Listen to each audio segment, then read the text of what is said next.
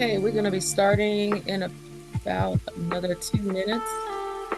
We're going to get started in about another 2 minutes, so hold tight.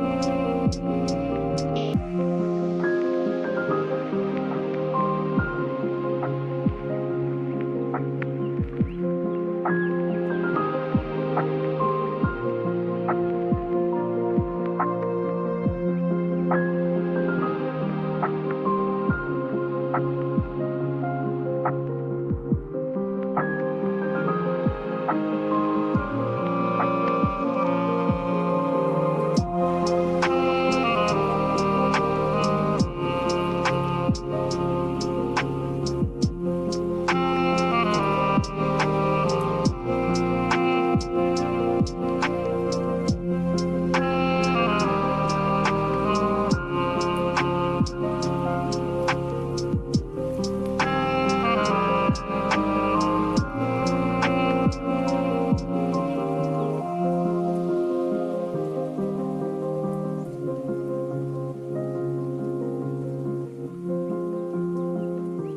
these are some sweet messages you guys are leaving. Please, please go in the chat and just say good morning and tell us where you're from, different parts of the country. All right. Gonna get started in just a second. And be nice if I could turn off my music, right? I use that lofty hip hop radio. I'm gonna show the screen while we're kind of waiting for folks to come in here. We're gonna get started a little late today, mainly because it's Saturday. Some of us had to work, but if you're interested to hip hop radio, I have found that it's very comforting for kids when they come in during the day. Nice little hip hop beats. They're able to talk to each other over listening. So this is a really good station. Another station I was playing yesterday morning was a Chicago hip hop classic station for house music. So, YouTube has so many options for us to use in our library programs. So, just wanted to bring this to your attention. All right, and it would help if I turned Luffy off for a while. Okay, there we go. It's such calming music in the morning, especially. Okay, so Andrea, you're here. We have a lot of people that are still coming in. So as I said, we're going to get started a little late. So MRI he was looking at, okay? But he didn't show me the MRI and he said to me right away, I need my whole shoulder replaced. Where was this? Okay, again, we need to be very careful of our fingers if we are using a handheld device. Because that was some very personal information that we were listening to just a minute ago. So that being said, Andrea, I'm going to spotlight you. I'm going to give you presenter's rights. You got it. And we are going to get started.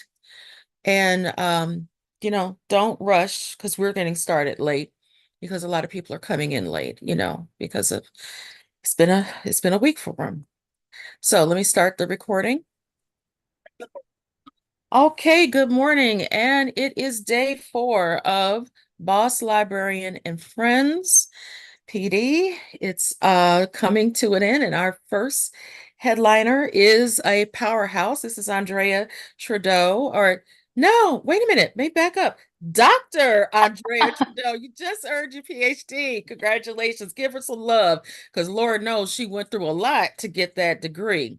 So today, Andrea is going to talk about the power of virtual reality and how you can promote empathy. So please take out a sheet of paper. Please be be ready to view something very interesting that I think all of us need to pay particular attention to. Take it away, Andrea.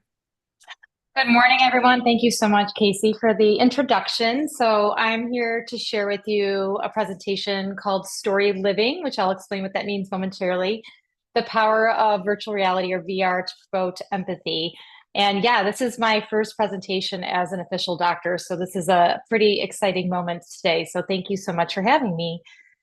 So what I want to do, let me just move my little bar here, is give you all a chance to get my slides. I've shared these with Casey as well, so these will be accessible, I believe, starting tomorrow. But if you want to follow along with me today, you can either scan the QR code or go to the bit.ly. I have images and things embedded in the slides, and they will get you to some of the URLs to some of the resources. And then you can always reach out to me as well. So I'm pretty active on Twitter. I've got a website, noshushlibrarian.com. Feel free to reach out to me if you have any questions, because this 27 minutes is kind of fast and furious for me, and there's so much more I wish I could get into. A little background about me. I am a middle school library information specialist in Deerfield District 109. That is a school district just north of Chicago. This is going to be my 27th year in that building, my 10th in the library. And then I also recently started working as an adjunct professor at the University of Wisconsin-Whitewater in their library media program. And as Casey indicated, I also just finished my PhD in instructional technology, where my research focus was virtual reality and empathy. So I'm kind of giving you a snapshot of my work today, as well as some of the work that I've done with my students in my library. So thanks for coming today. So I want to start by just setting the stage. We are all here because we love the power of story, and storytelling is this really incredible intrinsic part of the human experience. It's this beautiful art form. It's this means of expression. When we look at history, it's evolved since the earliest documented cave paintings. So here on my screen, you can see this is actually an image of a pig. It dates back over 45,000 years ago from the remote islands of Sulawesi in Indonesia. So for the longest time, people have wanted to express themselves in different ways. And we know from our work as librarians how powerful this can be. And so my work has taken a huge nod to the work of Dr. Rudine Sims Bishop's Mirrors, Windows, and Sliding Glass Doors. We know that this key tenet of our library collection development, we want to make sure that students can see themselves in the books. They can also look outside of themselves into other worlds, and then even experience these worlds when we open up that sliding glass door. So Dr. Bishop's work was a huge inspiration for my work with VR and empathy. And to kind of bring this together now, this is a book I would highly recommend that everyone check out. It's called The End of Storytelling by Stephanie Riggs. It's a really beautifully formatted book. And she basically talks about how in this modern age, as we have this new medium, when we have new mediums such as technology, it's going to give rise to a new form of narrative. And so when we're used to these sort of linear stories, we can harness a technology such as virtual reality. And now we're in this dynamic space, or this sphere, where the user, the participant, is kind of put in the center. They're experiencing the story. They have more agency. The story isn't necessarily linear. It kind of changes the whole game. And so I feel like we as librarians, while we, of course, are going to continue to promote these amazing books, should also be looking at how we can promote powerful stories through technology such as virtual reality or 360-degree videos to complement the work that we're doing with our students. So because of that, you have this traditional storytelling now becomes story living. And we have to remember that the power of story is really timeless. And so when we use VR, we're able to transport individuals to this digitally created time and place, immerse them in a story. It becomes this sort of engaging, interactive storytelling experience.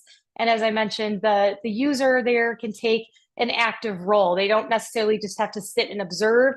They can participate depending on the capabilities of the story at play.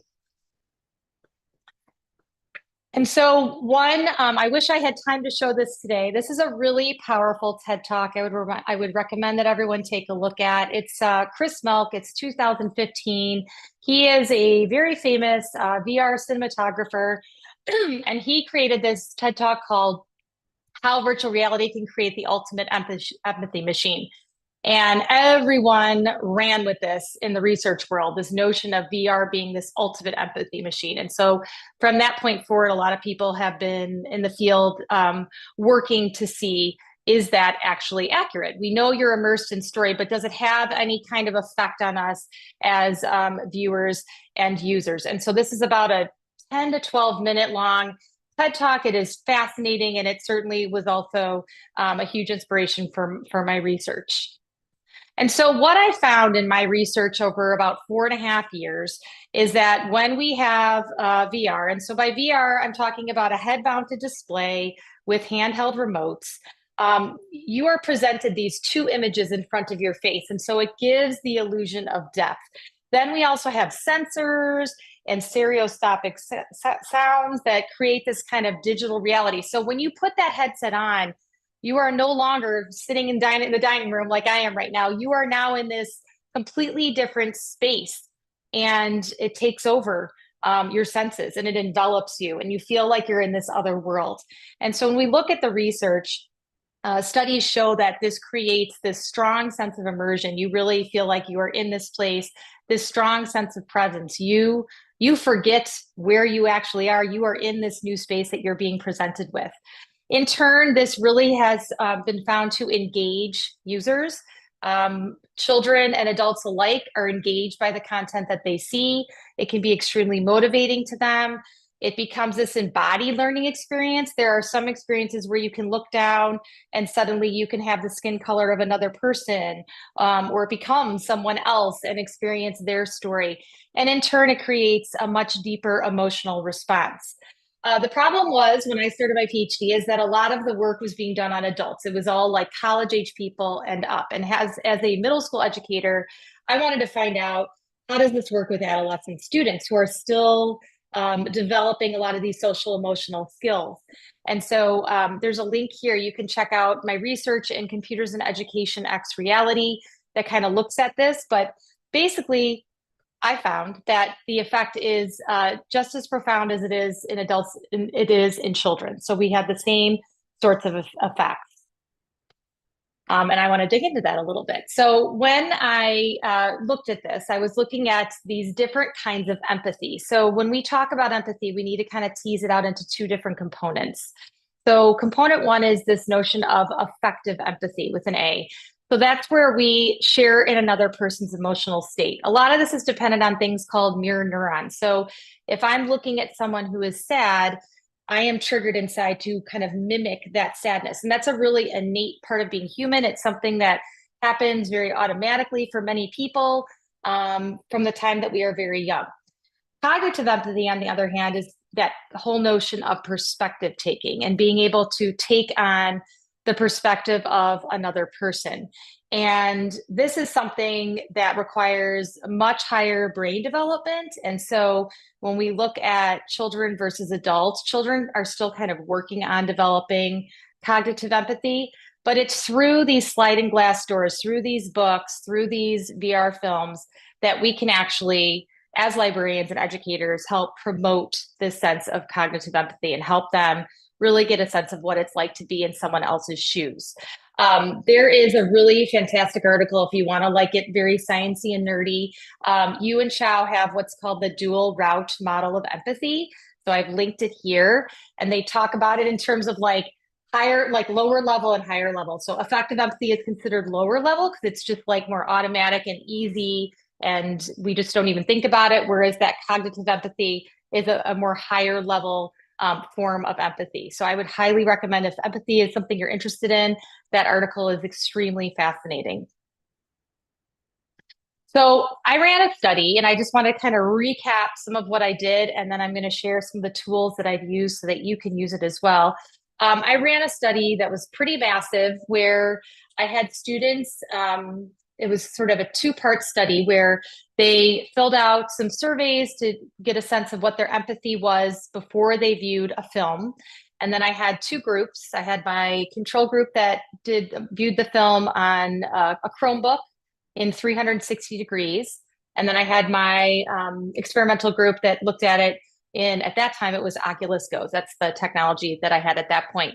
So they both watched a film called The Displaced, which is a really powerful piece by the New York Times. It was made in conjunction with a group called Within, which unfortunately no longer exists, but the film is still available on YouTube, and it still can be watched on a Chromebook or iPad, or it can be watched in a VR headset.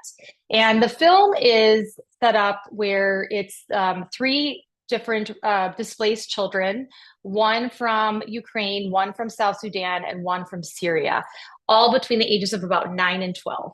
My study subjects were around the age of about 12 and 13. So they were seventh grade students. And so when they watched the film right after, I had them complete the empathy scale again to see if there was any change from before they had watched it.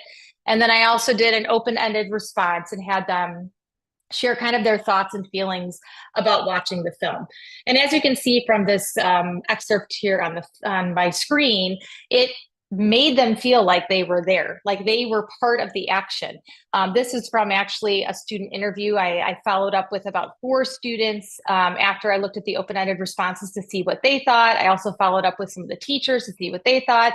And what kept coming up was this notion of experience. Like they felt like they were there.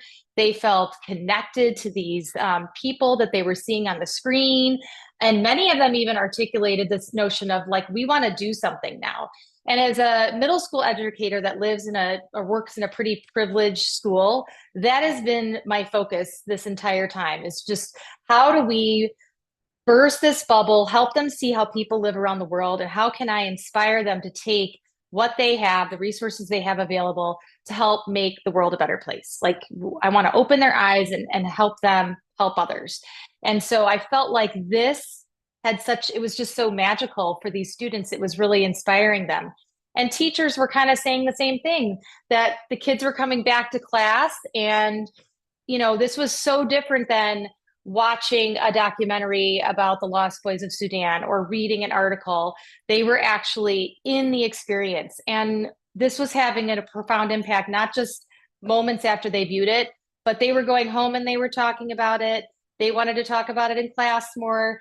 Their understanding was much deeper and much richer. And so it had such a profound impact on them.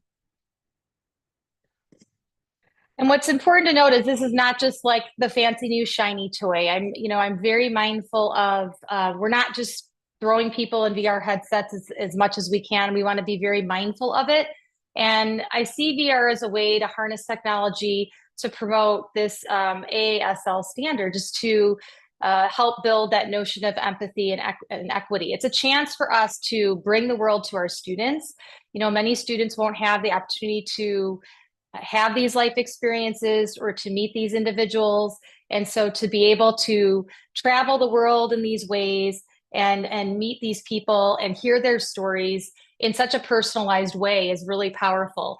It's important to note that when you're in a VR headset, sometimes the filmmakers will put you like face to face with a character, and they call that breaking the fourth wall. You don't have that space between you and the screen anymore. You're literally sitting there looking at Oleg from Ukraine, who's telling his story about being displaced, and it's profoundly powerful for any person that's sitting and watching it. So these are some tools that I want to share with you today, just so that you have some ideas of some things that you can be doing in your libraries. So these are some that I have used, and there's also a couple in here that I've been exploring this summer that I plan to bring into my middle school setting. Anne Frank House VR is amazing. This one is free, and when you're on my slide deck, if you click on these images, it will take you to a link so that you can view these and get the information. This allows you to experience Anne Frank House, and you get to kind of tour the house. There's objects that you can pick up. There's audio, there's pictures. It really brings it to life. So we used it in an 8th grade ELA class that was reading an adapted version of Anne Frank's diary. There's a play version that they read. And so we've had the students sometimes use this beforehand as background. We've also had them do it kind of midway through reading and after. I have found it really doesn't matter what the timing is. They enjoy it regardless, and it really brings the experience to life. So I have about 15 headsets that I've won through grants, and I have students kind of come down in small groups, and that's kind of how we make sure that everyone has a chance to view it. The Displaced here is the video that I used for my research. This is through the New York Times. This is the one that looks at refugee children from around the world. Again, it's on YouTube and can be viewed both in VR and 360. It's important to note that in the study that I did, the empathy went up in both the students that viewed it in VR and in 360. So if you're kind of like worried that you don't have VR headsets, there still is profound impact that can happen when people are viewing it in 360. So just on like a Chromebook or an iPad. There is a much greater increase in empathy when we're watching it in VR because we get both the increase in, I think it was 22.6% increase in empathy for effective empathy in VR. And I think it was about 7.5% for cognitive empathy, but you still have a profound impact when you're viewing this in 360, which is great. Explore VR by Hydrus is a newer tool that I learned about when I went to ALA just last month. There are two women that are working together, mother-daughter team. One is a marine biologist, and they are looking to promote ocean empathy. So this idea that you can go and get a sense of what the world looks like as a marine biologist, and you get to kind of explore, and that can be very powerful as well. And it's a great way to tie into some of the efforts that we're doing about just, preserving our world and climate change and what can we do as humans to help. Notes on Blindness is extremely powerful. It's about a man documenting his loss of vision, and you feel it with him. And this one brought my mom to tears when I showed it to her. It's an extremely powerful piece, and one that we have used when we have our Disability Awareness Month in my school. So I would definitely recommend that one as well. Traveling While Black is fantastic. It's a little longer. It's about 20 minutes, and it is one that I appreciate is available in VR. It's also available in 360. So sometimes I have found that students get a little motion sickness when they're doing VR. The research shows it's about 5 to 10%, which is pretty accurate in my own observations working with kids. So you always want to try to have an alternative if you can, if someone isn't feeling so great. I never want to force anybody to be doing something that's going to make them uncomfortable. And so Traveling While Black has an option that you can watch on YouTube, which is great. This one is really powerful because it looks at, it's kind of in the 60s and works to modern day, looks at what it is like as a Black American having to use the Green Book to travel around the United States, and then comes to modern day where we get to hear the story of Tamir Rice. I work in a predominantly white school. This film absolutely, it just like blows my students away and has created such powerful conversation that needs to be had. And it's one that I will forever use with them. I think what's really powerful about it too is the way that the filmmakers put you in on the action. You're in Ben's Chili Bowl, which is this cafe, this little cafe diner. And at one point you're sitting in a booth with a person next to you and across from you. You literally feel like you're part of this conversation. And they're pouring their stories out, their hearts out to you with what they've been through. And it's profound. Last one there is We Live Here. And so that is about refugees returning back home and looking at the devastation after they have left. So as you can see here, a lot of these are just some really heavy kinds of stories, things that we want to be mindful of in terms of how we navigate them and insert them in, and how we can use them to, I always use them to kind of work with the curriculum that's already in place to enhance it in ways to kind of bring it into life in new ways. VR for Good is something I would definitely suggest exploring as well. So this is through Meta, and you would need to have the Meta headsets for many of these, but they basically are creating all kinds of film with humans at the center, and it's all about this notion of promoting empathy and empowerment. So I keep checking in on them, and there's more and more content that is incredible. What's great about the Meta content is that you will find ratings for it. So I always make sure that everything is rated like E for everyone. So I don't need to worry about anything being too like violent or graphic. And then obviously I'm going to preview any kind of content. Sometimes I've had a couple kids test out the content before I use it as well to see what they think before I bring it into the classroom. But there's a lot of great things out there that are made and free as well, which is important. If you don't have VR headsets and you're wondering, well, how can I do this? I want to do this too, but headsets are expensive. They are. I mean, I would suggest trying to get out there and get grants and things. I started really small. I just had a couple to start, and I would just have kids kind of come in as like a little station activity. But if you don't have headsets, we still want to give kids this really powerful immersive experience. And so you'll see in the picture there on the left, we have touchscreen Chromebooks at our school. And so students can use a Chromebook or an iPad, hook it up with some headphones, and they can watch 360-degree films and get kind of that same sort of experience. It's not quite as immersive, but still is extremely powerful and still evokes that strong emotional response and still increases empathy. To find those, you can go onto YouTube and either search out a topic, or using the filters, you'll notice there in my screenshots that you can find 360-degree videos. And so that allows the user to kind of like move around in kind of this sphere and view the story that way. So really powerful stuff. It's also important to note that we can make some really powerful connections to our collection. I'm not here to say like, let's just get rid of the books and do only VR. Like, no way. They can work so beautifully together. This is an activity that I did with 7th grade social studies. They do a huge refugee unit in the spring. We actually bring in the Lost Boys of Sudan to come and speak with our students.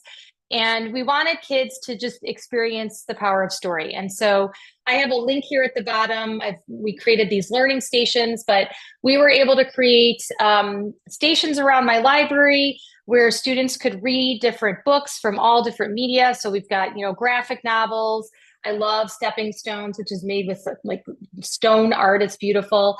And then these students you can see here in this little video, are looking at a film called A Place Called Home. And so by giving them just different ways to approach this content, it's gaining everybody's interest, and it's ensuring that we can kind of meet everyone where they're at. And again, I found that later on, it just provoked such rich conversation and a deeper understanding of everything. At the end of this really is that I feel very strongly about the fact that we as librarians have this power to help children navigate this increasingly globalized world. We all know that empathy is more important than other. We are so connected by technology, yet so separated in ways because of things like echo chambers and filter bubbles. And so I know I'm in good company here. We all know as librarians that stories can really change lives, and they can change viewpoints. And so it's pretty powerful to me to know that we can harness the technology for good, and it's a way to help boost empathy. In the research, it shows that teens today demonstrate 40% less empathy than their counterparts 30 years ago. 40%. That's massive. And that links to all kinds of issues with aggression, morality. So if we can find ways to bring in these powerful learning experiences and support this notion of empathy, I think we're gonna build a better world. And I know that might sound a little like Pollyannish and kumbaya-ish, but I really believe that we have such profound impact as librarians just by harnessing these books and stories and virtual reality. So thank you.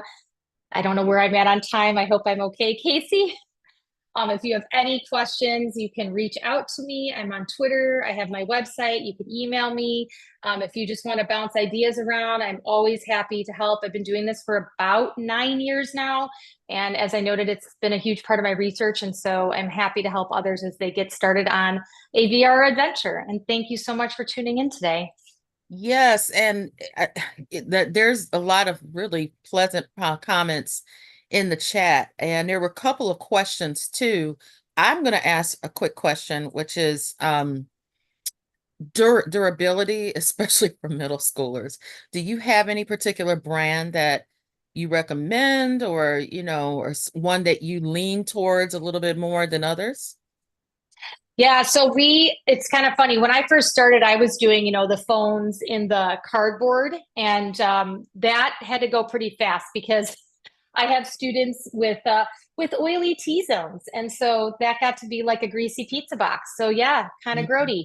Um, I personally feel, and I know they're going to be costly, if you can get your hands on a MetaQuest, those are the way to go because they are everything's built in. You've got the computer right into the headset versus having to bring in phones and download things. And, we used to have students bringing in their own phones. And so we had to ask for permission to get the apps in there. And there was a lot of, there were a lot of logistics. So by having the headsets in my library, the MetaQuest 2, and I think they're coming up with the 3 now, I can control everything that's pushed in.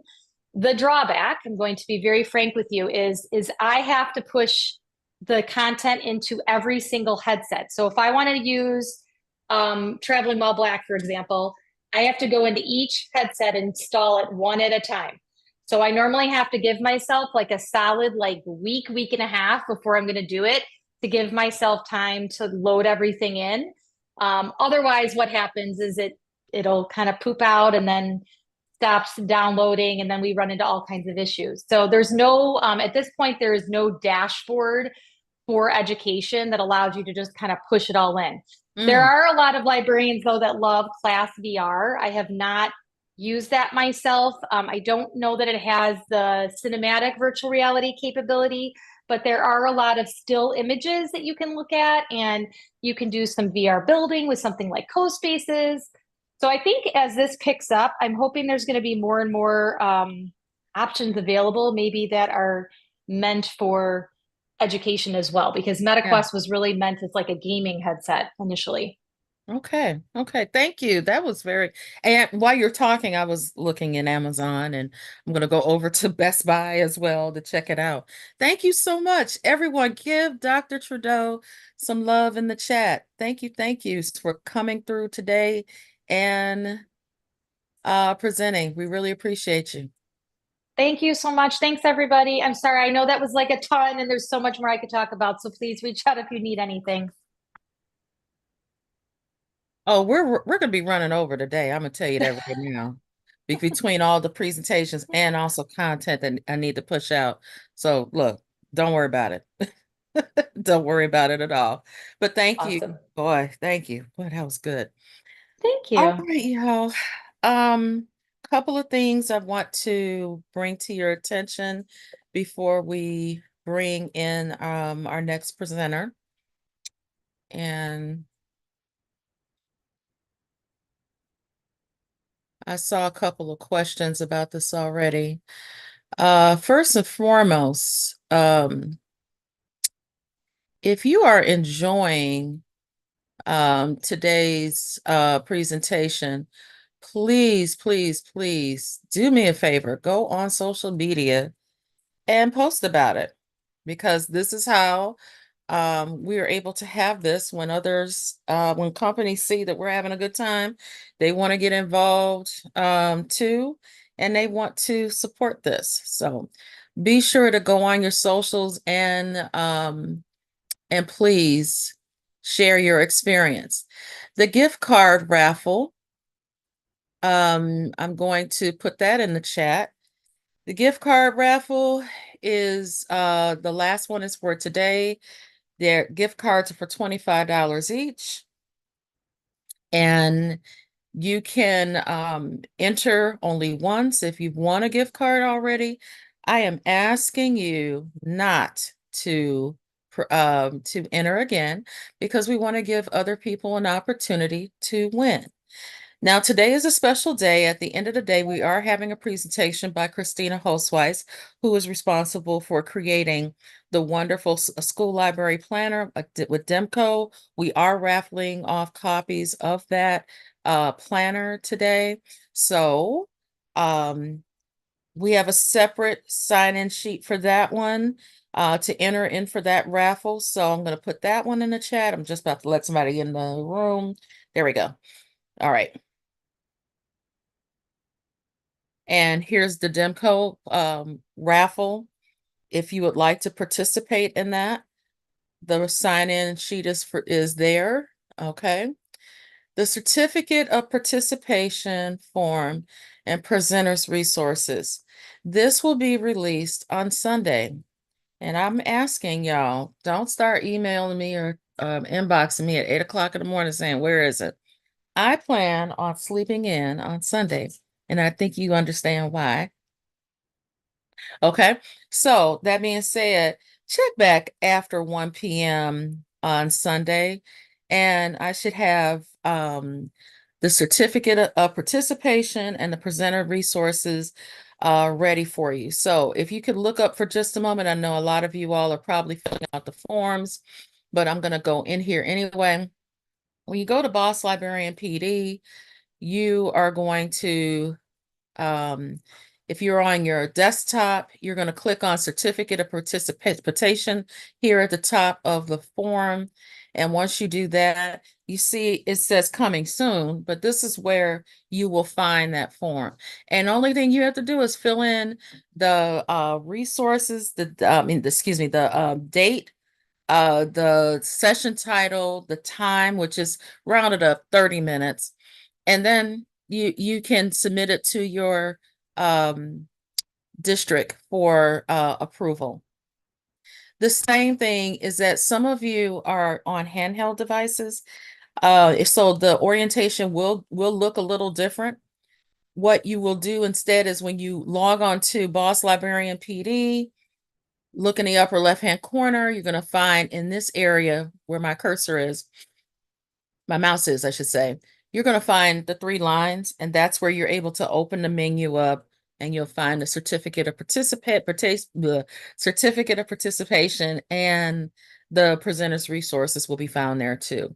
So again, everything will be posted by 1 o'clock tomorrow afternoon. Okay. And what's the last thing? It was another thing that came up that people were questioning.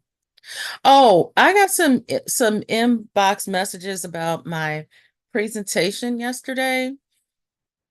And some of you were very kind. You're like, I would like to contribute to your makerspace program. That is very nice. So I'll just put it on out there. If you would like to support the Trojan LMC Makerspace at Jefferson, you can do I do what's called buy me a coffee whenever I give presentations. And through the buy me a coffee, sometimes if you want to buy me a coffee, that's fine. But if you want to buy me a coffee and donate like $5, to purchasing more beads for the kids. If you want to do that, no pressure here. Because I had a number of messages last night on especially Instagram. Um, you can just buy me a coffee and put in whatever amount you want. Okay. All right. So on that note, our next presenter unfortunately could not be here because he's presenting right now at a conference himself. And his name is Patrick Sweeney. Patrick Sweeney is one of the wonderful, there we go. Nope, wrong one. Patrick Sweeney is one of the wonderful employees that works down there at every library. And for those of you that are not familiar with the plight of the Washington, D.C. Um, school librarians, every library was solely responsible for really helping us um, beat the for retaining our positions within the district. So we owe a lot to every library, and he's going to give a presentation about talking about how you galvanize your base, you working with different groups to support your library programs. So I'm going to introduce to you a recording, which is from Patrick Sweeney of Every Library. Enjoy.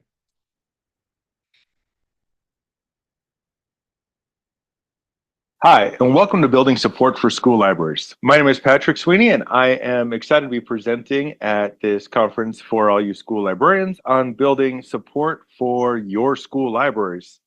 I have been working in this political arena for libraries for about a decade now with an organization called Every Library.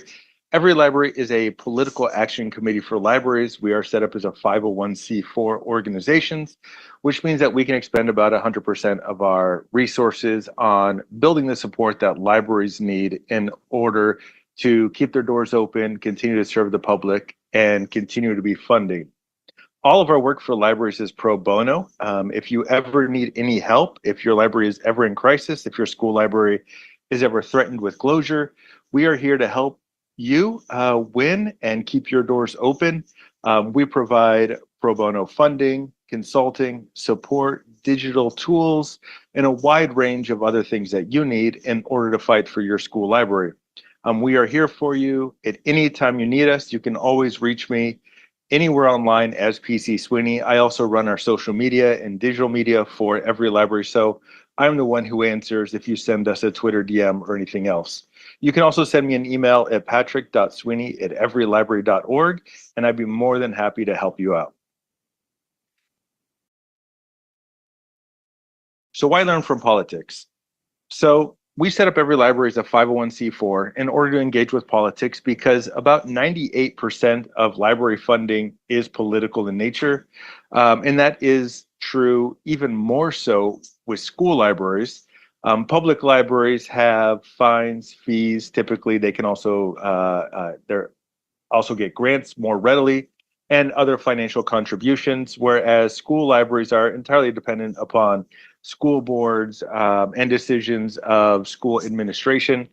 And the reason that we want to learn from politics is because the thing that we want to drive, the thing we want to use to drive our ability to keep our doors open is political, right? If it is decisions by politicians, if it's decisions by elected officials, if it's decisions of school board members, it's all political, right? We also have a lot of opportunities for school libraries to be funded through ballot initiatives. For example, in California, there's an idea around Prop 98 and sequestering some of the money from Prop 98 to fully fund school libraries across the state. However, that would take a ballot initiative to do that, or an act of legislation in a number of other states in order to fund those school libraries. So this political matrix and understanding how to influence politics is incredibly important if we want to keep our school library doors open. And that's really dependent upon voter attitudes. Now, even though 98% of library funding in this country is political in nature, there's only 2 times that we've ever measured the political will of voters and legislators and their willingness to support libraries. And that was in 2008 and that was 2018, making it the first also longitudinal study of political support for libraries. This was done by OCLC and their Awareness to Funding study. And while it's not specific to school libraries at all, we have 0 data about the political will of voters to support school libraries. So I want to bring this data in simply because it is our best guess at school library support. It is the only data we have. And unfortunately, it's not great. So in 2008, we found out that 37% of Americans would definitely vote for their library. 37% would likely vote yes for the library, and 26% were likely to vote against their library. And when you're running a political campaign, these are the 3 pots that you put your voters into: the yes, nos, and maybes. And this is incredibly important because this dictates how you spend your resources in political campaigns. This dictates who you talk to, how you talk to them, when you talk to them, etc. But 37% definitely vote yes. That's not terrible. But 37 likely to vote yes. That gets us up to 74% of Americans are likely to vote for their local library or their school library, we're assuming. Only 26 were likely going to vote against it. Now, those numbers aren't terrible. That's not bad at all until we see what happens in 2018. Now, this 2018 data is 6 years old. You see, we lost about 10% of our definitely vote yes group. We lost about 6% of our likely to vote yes group. And in 2018, we're up to 42% of Americans were unlikely to vote for their local libraries. And that, I believe, includes school libraries. This is, I think, terrifying and one of the only things that we should be talking about in the library industry.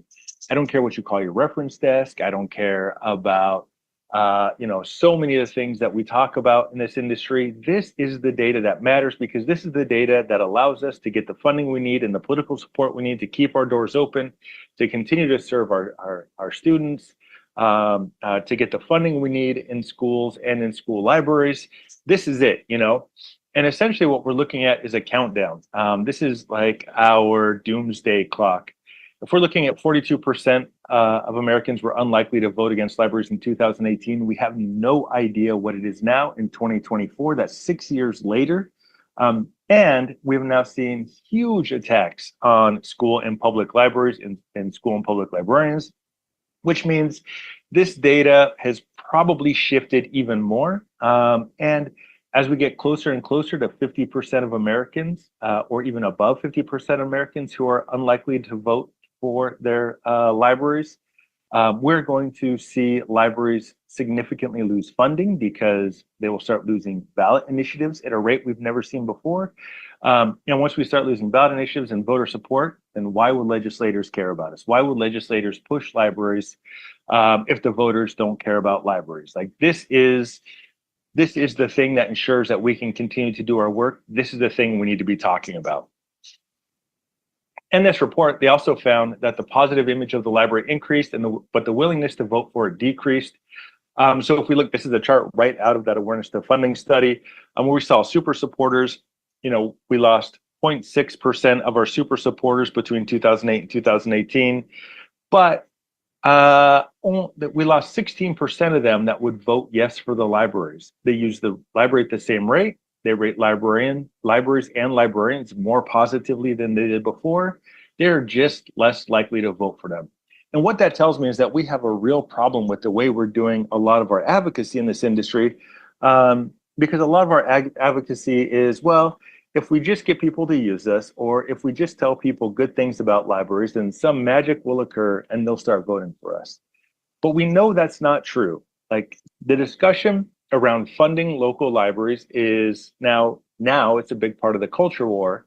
Before it was a big part of the culture war, it was fundamentally a conversation about the role of taxes and government in American society, and it had very little to do with libraries themselves. This is largely driven by the anti-tax, anti-government movement, and the attacks that we are seeing on libraries and school libraries across the board is about people's frustration with government, the government's response to the pandemic, government's response to the recession, Trumpism, the Tea Party movement, the Libertarian movement are all gaining steam, and government's organizations are being blamed for a lot of the problems in society.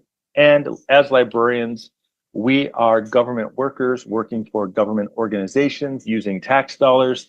And so that's where a lot of this fight is coming from. So going out and telling people good things about your school library, it's not going to change their willingness to vote for it. Hanging a Libraries Transform poster above your drinking fountain isn't going to get people to change their mind about whether or not they keep the school library open. So we have to really start understanding, how do we work and how do we behave? So, in 2018, the data around that came out of this said that political party didn't matter. I don't know that that's true anymore. I think that libraries have become a partisan issue in the last 6 years, especially the last 3 years with the rise of the book bans and, Moms for Liberty attacks and that kind of stuff. But the moderate majority of Americans on both sides of the aisle were just as likely to vote for or against their school libraries. We don't know how that shifted because we've never gotten that data since then. We are flying completely blind on our political data. So this is our assumption. I do believe it has changed since then. But we do want to be careful because we do need political support from both sides of the aisle if we do want to continue to be able to serve our students and keep our doors open. So keep this in mind. What they did find was that even though library use didn't matter, even though political party didn't matter, all those kinds of things. What they did find in this study, which I think was very, very interesting, is that the thing that matters the most is people's belief in their relationship to their librarian. Um, personalities drive politics quite a bit. Relationships drive politics quite a bit. And so it makes sense that people's belief about their school librarian or their public librarian or their relationships to their school and public librarian are what's going to drive their willingness to vote for them or support them or show up at school board meetings or show up at a library board meetings or city council meetings and speak on behalf of librarians. People need to know librarians. People need to know us. I'm going to use the word librarian throughout this presentation. When I use the word librarian, I mean everybody that the public thinks is a librarian. So if you're in a school that has library assistants or library pages, if that even exists anymore, I do mean you as well. Anybody who's working in the library field, even if you don't have your MLIS, I'm talking about you. Because that's who the public believes are librarians. So I'm not differentiating here, MLIS or not MLIS or whatever. I'm saying that people's belief and relationship to you is what matters the most. And what that means, and this is kind of like the hard truth that I had a hard time accepting. If our jobs are dependent entirely on political support, voter support, legislator support, elected official support, school board support, and the biggest influencer as to whether or not we get those votes or get those legislators on our sides and therefore keep our jobs, is our behavior, then whether or not we like it, we are candidates for our jobs constantly. And we need to start acting as if we are candidates for our jobs. We are political candidates. That's just the unfortunate truth of it. And we need to start understanding what that means if we want to continue to do our work. Primarily what this means is that, when we're doing political work, we have three resources to do our work. We have time and money and people. And when you start looking at politics as an equation of time and money and people, things start to get a lot easier. And what this means is, like, if you have time, you have to build relationships, you have to build networks of power, you have to do a lot of messaging work, you have to do a lot of supporter identification work, you have to do a lot of surfacing of your individuals, you have to do a lot of surfacing of yourself. And taking the time to do that good work is going to set you up in the future. If you're spending money, you want to be identifying supporters. If you are using your supporters, you want to make sure that they're lending you their time, to volunteer, to be empowered to take action on your behalf. And all of that is very, very important. When you think about this like as an equation, if I spend money, I get people. If I get people, I get time, and that's how you want to think about this, because what influences politics is people and money. And those are the only two things that influence politics, whether we like it or not. Things that have political power are things that have people and money behind them. One of those two things, right? If you don't have one of those two things behind you, you do not have political power and influence. And in fact, I would argue that if you are doing work that you are calling advocacy, but you aren't raising and expending money, or if you are not identifying supporters and empowering them to take action on your behalf, you are not doing advocacy. Okay. Those are the two things that matter the most. Now, when you look at like other organizations as examples, I'm using the NRA because everybody knows who the NRA is, for good or for bad or whatever your opinion is. But the reason that we can't have a conversation about Second Amendment rights in this country is because the NRA can immediately email 1 million voters in a legislator's district and let them know what that legislator said about the Second Amendment, right? And that incentivizes that legislator to make decisions that are beneficial to the NRA's agenda, because they have a huge, huge database of identified Second Amendment rights supporters, and they know who to contact, how to contact them. They know their names, they know their addresses, they know their email addresses, they know if they engage with social media content, direct mail, door-to-door, text messages, phone banking, over-the-top messaging, all of that kind of stuff. and they know how to engage with the public. So they know how to rally people to take action for or against the legislator, for or against an issue, for or against a ballot initiative. And that gives them that political power through people, right? Now, I'm not saying the NRA doesn't have a lot of money, they do, but I'm using the NRA as a people power pack example. We have organizations like the American Legislative Exchange Council, which is an organization that is almost entirely funded by money. They are entirely driven by money. They are a financially driven political action committee. They are funded by corporate organizations to move corporate issues forward and pro-corporation issues forward. If the public found out what they were doing, they would not agree, right? It'd be very hard to build a movement around Alec's agenda because it's very anti-person and pro-corporation. Now, the way Alec works, though, with their money is they're able to make campaign contributions. They're able to withhold campaign contributions. They're able to spend money on speaking fees or consulting fees or other opportunities to move money from themselves to legislators or legislator campaigns, or spouses of legislators, or take Supreme Court justices on junkets around the world, or whatever it is they want to do that incentivizes those legislators to take actions that are beneficial to Alec's agenda. So, what Alec can do with that is they can put a bill in front of a legislator. The legislator scratches Alec's name off of it, puts their own name on it, submits it to Congress, and that's how a bill becomes a law. And we need to understand that that's financial power. Unfortunately, we don't have financial power. We're probably never going to have financial power. But what is nice is that we can get people. The majority of people are on the side of school librarians. They want to see kids read. They want to see kids successful. They want to see high literacy rates. They might have different ideas about the role of government and taxes, but they're generally on librarians' side.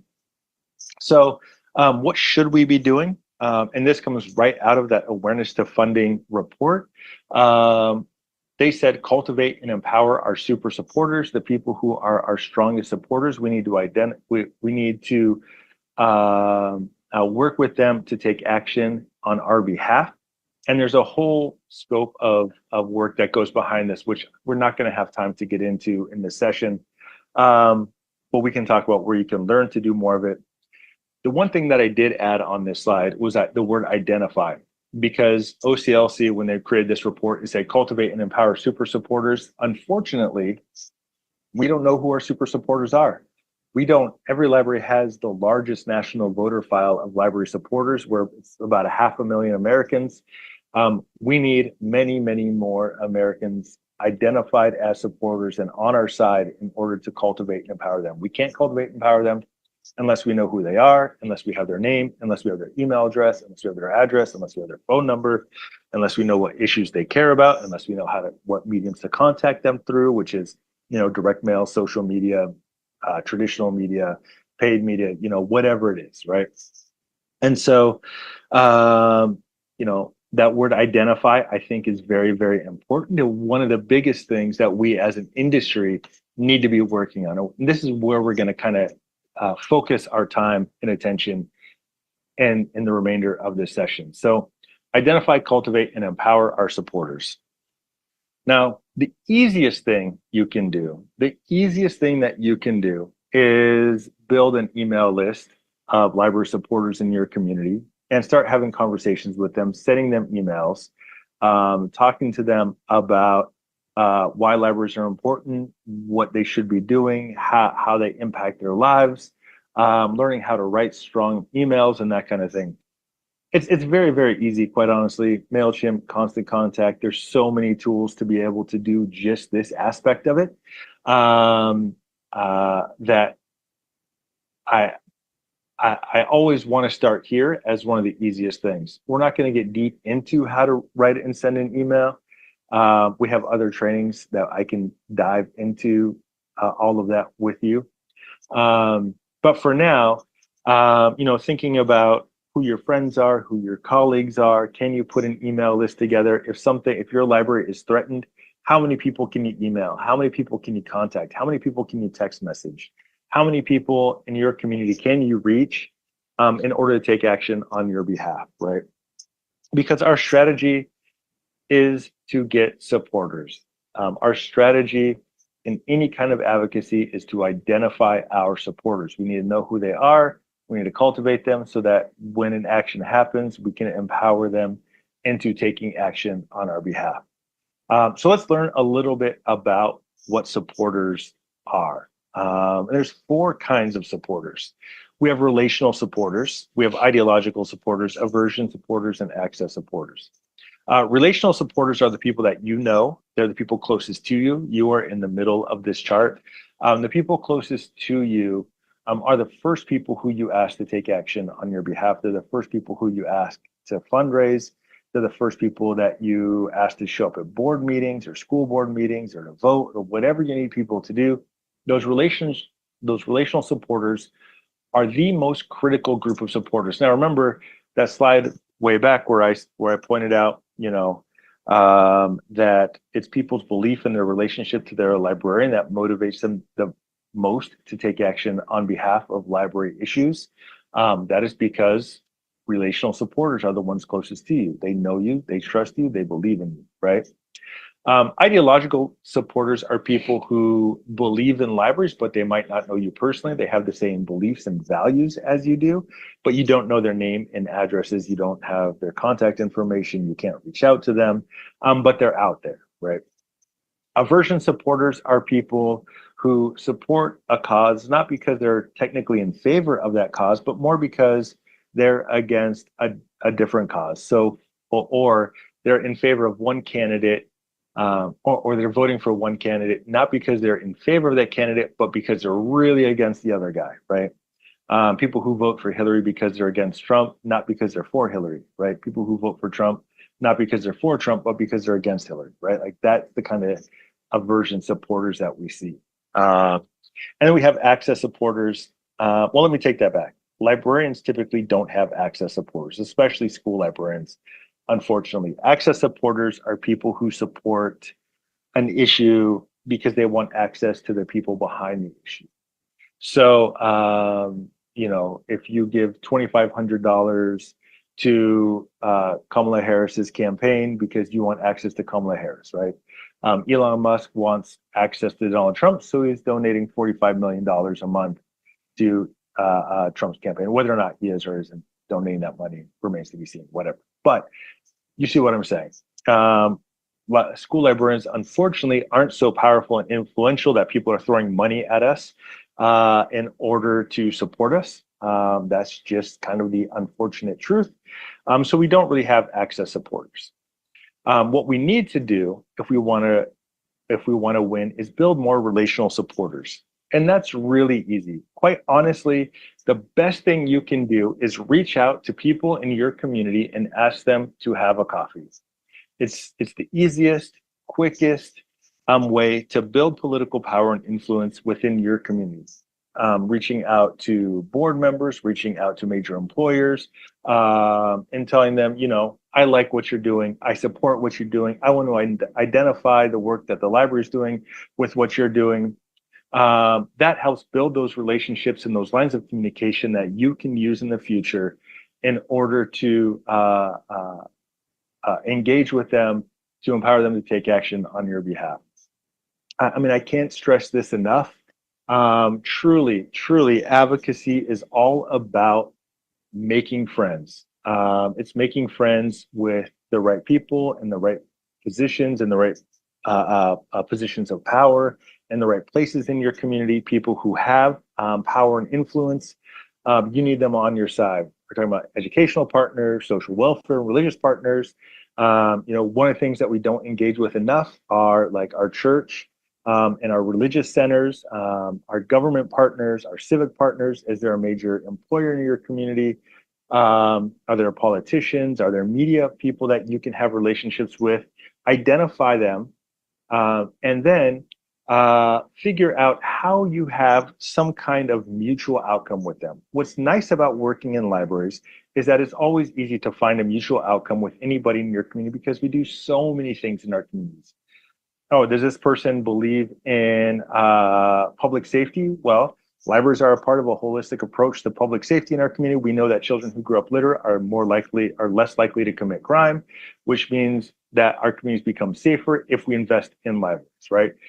Do they believe in education? Obviously, libraries believe in education. They believe in literacy. Obviously, libraries believe in literacy. But there's so many things that libraries do that it's going to be very easy to find mutual outcomes with individuals in your community that you can build a relationship about. Even if you are against a lot of that person's agenda, identify one thing that you and they can work together on in order to move a pro-library agenda forward, right?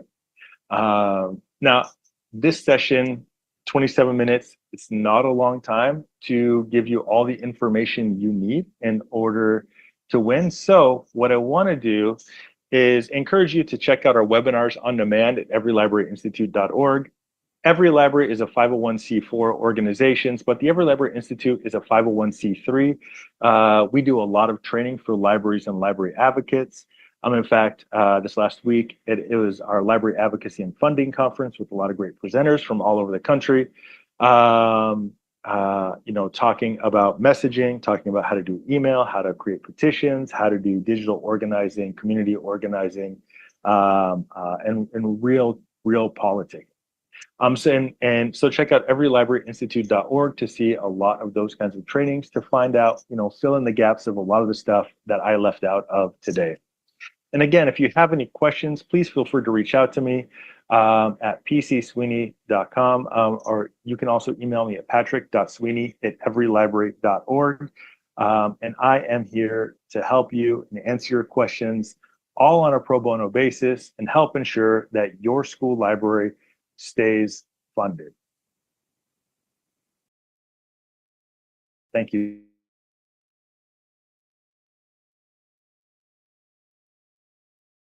I just want to come in and talk a little bit about Every Library. I'll just say this, when we were in so much trouble in DC and things were looking so bad, Every Library came in and first of all, they educated us in terms of how to be more political and to galvanize the various levels of support within your community. And then they taught us how to really get the politicians involved. And I'll just say this very quickly before we go on to our next presenter, because we are running over today.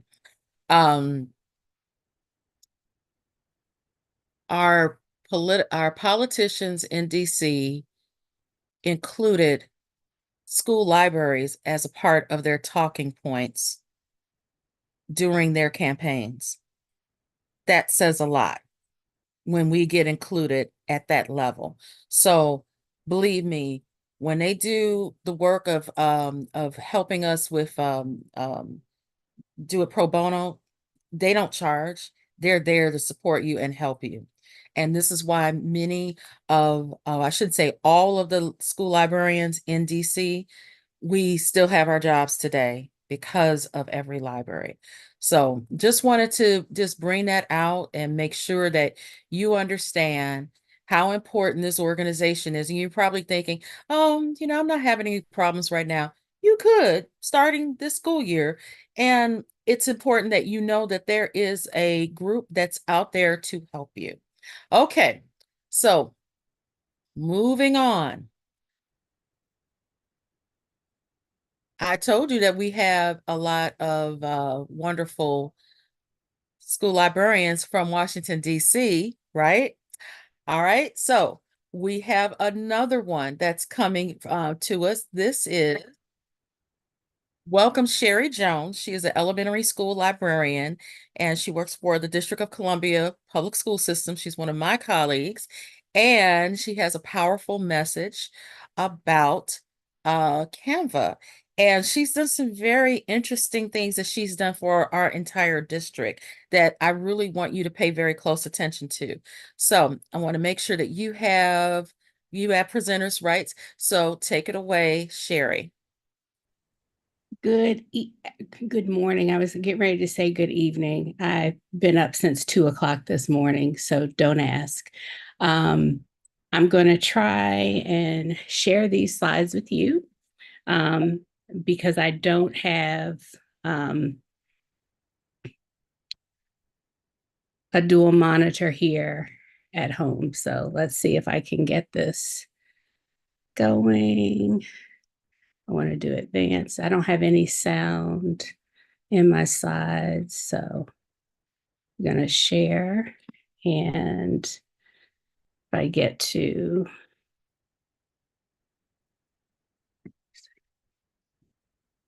okay, can everybody see my slides? Can you see them? Yes. Okay, good. All righty. Good morning, everyone. I'm so glad to be with you today. And Casey, thank you so much for that wonderful introduction. I was extremely nervous about presenting. Presenting is not my jam unless I'm in front of a room full of students, but I couldn't resist the call from Casey, so here I am. I'm in elementary school in Washington, D.C., and as many of the presenters have said, being a school librarian is absolutely the best job. On day 2, my colleague, Ashley Rose, who I think is on the call today, talked about freedom in the library. And as a former Montessori educator, that naturally led me to thinking about Dr. Maria Montessori and her thoughts on freedom and discipline and on choice. Montessori believed firmly in giving students choice in their environment. She said free choice is one of the highest of all the mental processes, and student choice is rooted in equity. Student choice is more than simply picking a task. It's about owning the entire learning process. And that last quote is by John Spencer. So a little bit about me. Sherry Jones. I'm a Montessori trained educator. I'm a lifelong learner. My library is a very messy, loud place full of students who love to learn and explore the world. And this past year, it has been a bastion of Hot Wheels tracks. That has been the kids' favorite choice activity for centers. I'm a firm believer that we give children the keys to the world and let them explore. I've been in the education field for 26 years. I've worked as a Montessori educator. I've been head of a small private school. And for the last 7 years, I have had the best job as a school librarian. So, choice boards. During the pandemic, I really struggled with how to reach my students. I was a fairly new librarian, and at that time, I was working part-time in 2 schools in my district. And so balancing different communities, trying to get things out to students was difficult. And I know, like many of you, maybe your teachers weren't as technically savvy. I know my administrators were not as technically savvy. So trying to balance both communities, trying to help the staff get ramped up, it just was a lot. And I stumbled across The Library Voice by Shannon Miller. And many of you know Shannon. And one of the things I saw in The Library Voice was a choice board. And I was like, wait a minute, I need to try that. And so that began my love affair with choice boards. And so I started using s'mores and embedding that in our school websites and on my library landing page. And they were a hit. They were an absolute hit. So I made it a point to take one of Shannon's templates every month, and then I would just change it up for myself. Now, Casey serves along with myself. This was my last year on a library core board. And one of my assignments in that group of 12 librarians that support our central library programs was to do our forward-facing library programs page with reading activities for students and families. And so I had been using choice boards in my school library, but then I began to use them on our forward-facing library landing page in our library management system. So this is just an example of two of the things that if you hit that page, say on February 1st, these would be two of the choices that you would have for Black History Month. One is just information about Black history, but for those who are home, you see all of these books on this bookshelf. Every one that you click on, you could then go ahead and listen to somebody read that story. They are really read alouds that are done either from things I found on Story Voice or on YouTube. So that's just one way that you can use choice boards. I primarily use them for Heritage Month activities, special days, or seasonal activities, but they're limitless. They can be used for anything. And for students who, say, are early finishers, you can use a choice board to give them choices of activities. You can use them to assess learning if you're doing something in the library. If you have a unit that you finish and then you want students to demonstrate their learning, instead of saying that everybody is going to do a PowerPoint demonstration or do a 6-panel comic strip, maybe you're going to give the students 5 or 6 choices. You can let them choose, but then you have an exemplar with a rubric, and you can put it all in a choice board and let students then choose how they want to best demonstrate their learning. This is a calendar. For those of you that use Pebble Go, I know we do in our district, they do holiday calendars every single month. You don't even have to create it. All you have to do is take their calendar, and then you can drop the links, an instant choice board with very little effort on your part. And I just wanted to say that a choice board is a menu of activity options that allows students to choose the way they practice a skill or show what they know. So, say you're working on climate science or, global warming, and you want to give students a way to show what they know. They could write a news report. If you have a green screen in your library, they could do a video and then they could upload that. Those are just some of the ways that you could use choice boards with a little bit of effort on the front end and not a lot on the back end. What else do I want to say? So that's that slide. So Canva. So Canva, we all know and love Canva.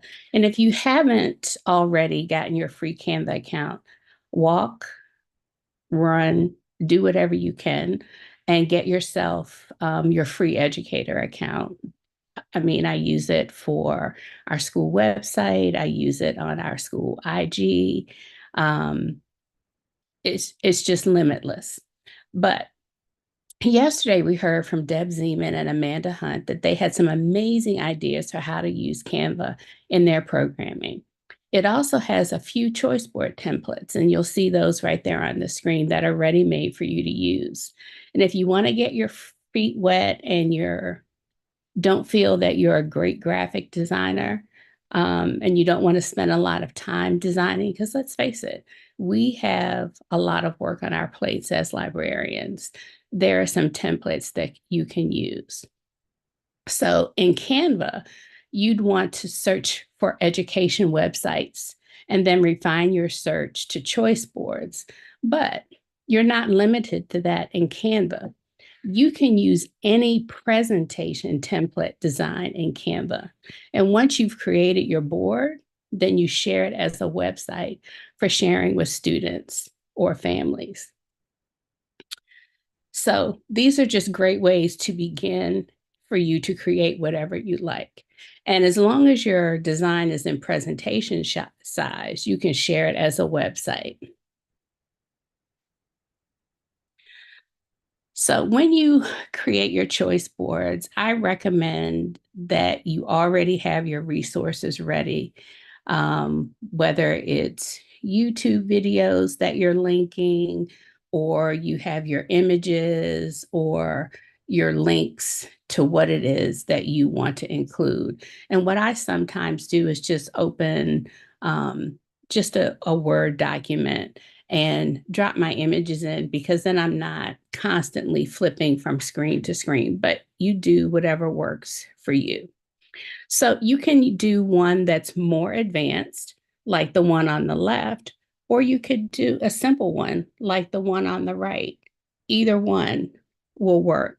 Just get started. The one thing I want to mention, because we don't have time to really delve into building a choice board in Canva, is when you are using images or videos, this image that looks like the sky in the background is the one you want to select before you drop in your video or your image. And when you drop that in, you'll see those three dots to the right. Make sure you click that and go down to link. So after you've dropped your picture or your screen grab of the video that you're using, then you just link it right there. And that's it. And it links immediately to your external resource. This is the one that I created specifically for us today, and it's celebrating Hispanic Heritage Month. I figure that's the first big thing that's coming up when we get back to school. And so I've dropped in 4 videos. I dropped in a link to the National Museum of American History. In the center, a guiro is an instrument from Latin America made from wood and bones. That image is clickable, as is a song in the video below. Then also I included some art activities from Art for Kids Hub, which is found on YouTube, and then some more information from Fact Monster. Now, this particular one I did from a presentation. I didn't use a pre-made choice board, but all of these in here in my presentation, all of the ones that you see, the links are clickable. And then lastly, resources. So there's monthly choice boards. There's a Padlet there from Shannon Miller for all of her choice board galleries. There's a link to the Pebble Go calendars, and then just some other information for you in your choice board journey. So I can't see any questions. So I'm going to stop sharing my screen. Casey, I think we're probably going to catch up on time here. But if people have questions for me, I'm happy to talk to anyone. So if you want to raise your hand or unmute your mic, feel free to do so. Yes, please use the raise hand button and I'll call on you and I'll unmute you. There were a couple of questions in the chat too. You might want to go back to that. Okay, I will. All righty. There was Okay, one love comment. choices. There was one comment about how important it is with linking YouTube videos, because sometimes they are blocked. Okay, so in our district, YouTube videos are blocked as well. What I would do is I would drop the video into PlayPosit. That's what we use. And then I would put the PlayPosit link in the choice board. Always a workaround. Right. Mm-hmm. Any questions? Please raise your hand. So Megan says she tried it and she had a lot of problems with IT. So that's because of the filters that your school has on the links. Okay. There was a really good suggestion that when the librarian is out, this particular librarian said that she leaves the choice boards with the teachers so the kids will have something to work with that day. And I think that works great if your Mhm. students have access to technology when you're out. So someone said here, Marie Zimmerman, it's called Play Posit. We are not a Google school district, we're a Microsoft school district. But what I will tell you, another resource that is free is Loom. And I use that rather than Screencastify to do my read alouds because it's not blocked by our content filter and it's free. So you could actually record just the YouTube video and use the Loom link and then drop that into your choice board. Yes, my presentation is shareable. I gave the link to Casey. Casey, do you have it to drop in the chat? Yeah, just give me a second. Okay.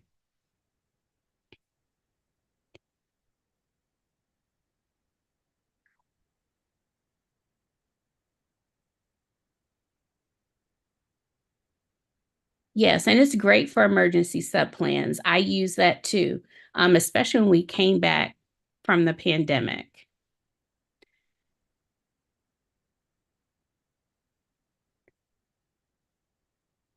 Megan, you got PlayPosit perfectly, and thanks, Christy, for Loom.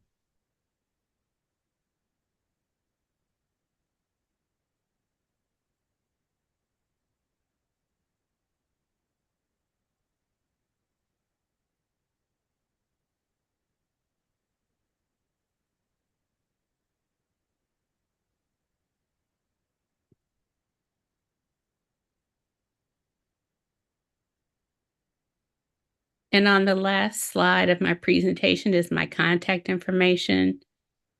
Casey, do you want me to put that back up? Yeah, if you can, that would be helpful. Sure.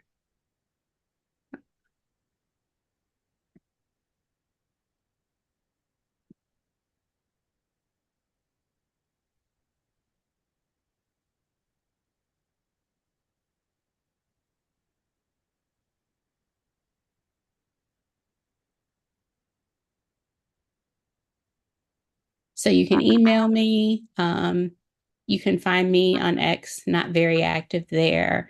My school Twitter account and my cell phone number.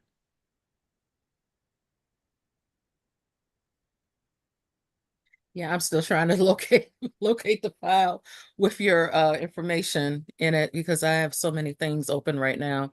I will Okay. get it and I will put it in the chat and Well, just I'm going to stop sharing. I'll get it for you and I'll okay. drop it in. Okay. Thank you All so righty. much. Thank you so Thank much, you. everyone. Thank you. Let's give Sherry some love in the chat. Let's give her some love in the chat. A lot of valuable resources and information that you can definitely use during especially your first month of school, and you can carry that on for the remainder of the school year. So thanks once again. Okay, I told you that I wanted to show off my wonderful colleagues from the District of Columbia.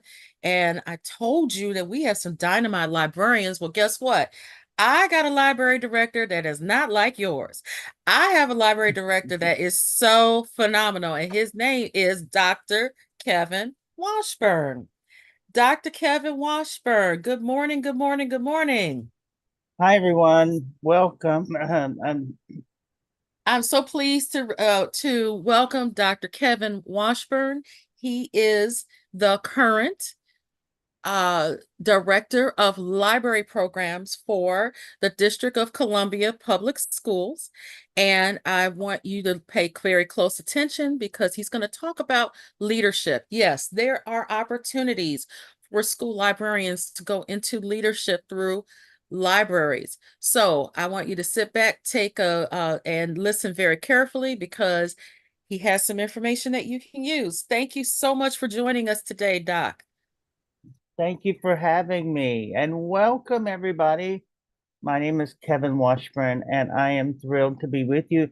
I'm especially thrilled to see all my amazing DC colleagues who have been part of the Boss Librarian and Friends Back to School virtual PD program and also in attendance, but also excited to see my friends from all over the United States who have been participating in this. I want to personally thank the amazing Miss Casey Boyd for developing this platform for us to be able to come together, have this kind of opportunity to connect, showcase our work, share ideas, and also to just really feel opportunities to be able to grow and shine. So, Casey, thank you, thank you, thank you. You are just a wealth of knowledge and power, and I just love you to death. So, my focus today is to share a little bit with you about some of the things I've learned over the years about leadership. And I want to encourage you to think about the type of leader you are and or that you want to be, and how developing your understanding of leadership and leading will influence your ability to lead within any situation. So a little bit about me. If I can get this thing going. Okay. First of all, I'm a huge Star Trek fan, so you can see in my little snapshot video here. I have been so fortunate to spend the bulk of my professional life as a librarian. 22 of those years has been a school librarian and in serving in a district leadership role. I'm the immediate past president of DC Library Association. I'm also a graduate school adjunct lecturer, faculty member in the school librarianship program for the University of Maryland and for Rutgers University. I do research as well as advocacy work primarily in children's literature, particularly for children who are underserved or underrepresented, represented or marginalized. I've had a little tongue-tied today. I'm sorry about that. I do a variety of collection development work. I have written and researched in the area of information literacy, specifically in the PK-12 arena, which is, I think, drastically underdeveloped as a research area, as well as in regards to instructional technology, because I believe that there is a very much needed and strong relationship between librarianship, especially school librarianship, and educational technology. But let's focus on our topic for today. So as you think about, and I want you to take, just kind of get your mind in the place where you're considering the topic of leadership. Can you self-assess and be able to see what are the things that make me potentially a leader, or whenever I'm drawn into a leadership situation, what are those attributes that I feel that I'm very successful at? And what are some of those attributes that I just wish I had some better practice, understanding, training, opportunity to see how I can grow in that area? Well, hopefully with this presentation today, we'll give you some insight and some resources that will help you grow. And so leadership is specifically honed into your personality. And so if you understand your personality type and how how your personality and your desires fit within a larger context, how you work with people, how you solve problems, how you set goals for yourself, then all of that becomes part of a big picture in terms of being able to make progress. You know, at the end of the day, why do we want to lead or need to have leadership? And it's because we want to keep society moving forward in a positive, progressive manner. So let's take a look at understanding some of the leadership characteristics. So when we look at librarianship, particularly the classic librarianship role, it's often perceived as a stereotype that librarians are introverted. And I know many extroverted librarians, but at the same time, they choose to either set themselves under a very specific type of work practice that may not be the specific kind of output that you would think of an extroverted person. I have often been accused of being an extroverted person, but I can assure you I'm not.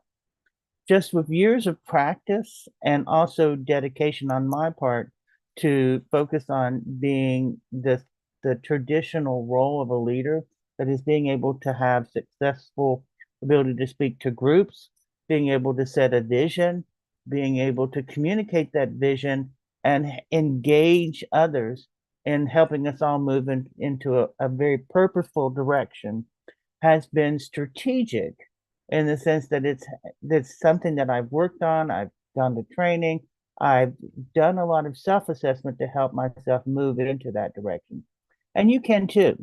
So I share a really interesting and thoughtful article here from Forbes on what it means to be a silent leader and how introverts can be excellent leaders. Now, if you're an extroverted person, don't feel like you're getting left out because I am going to be talking about how you can also take your skills and also joy and share that with others and manage group diverse and different types of personality types.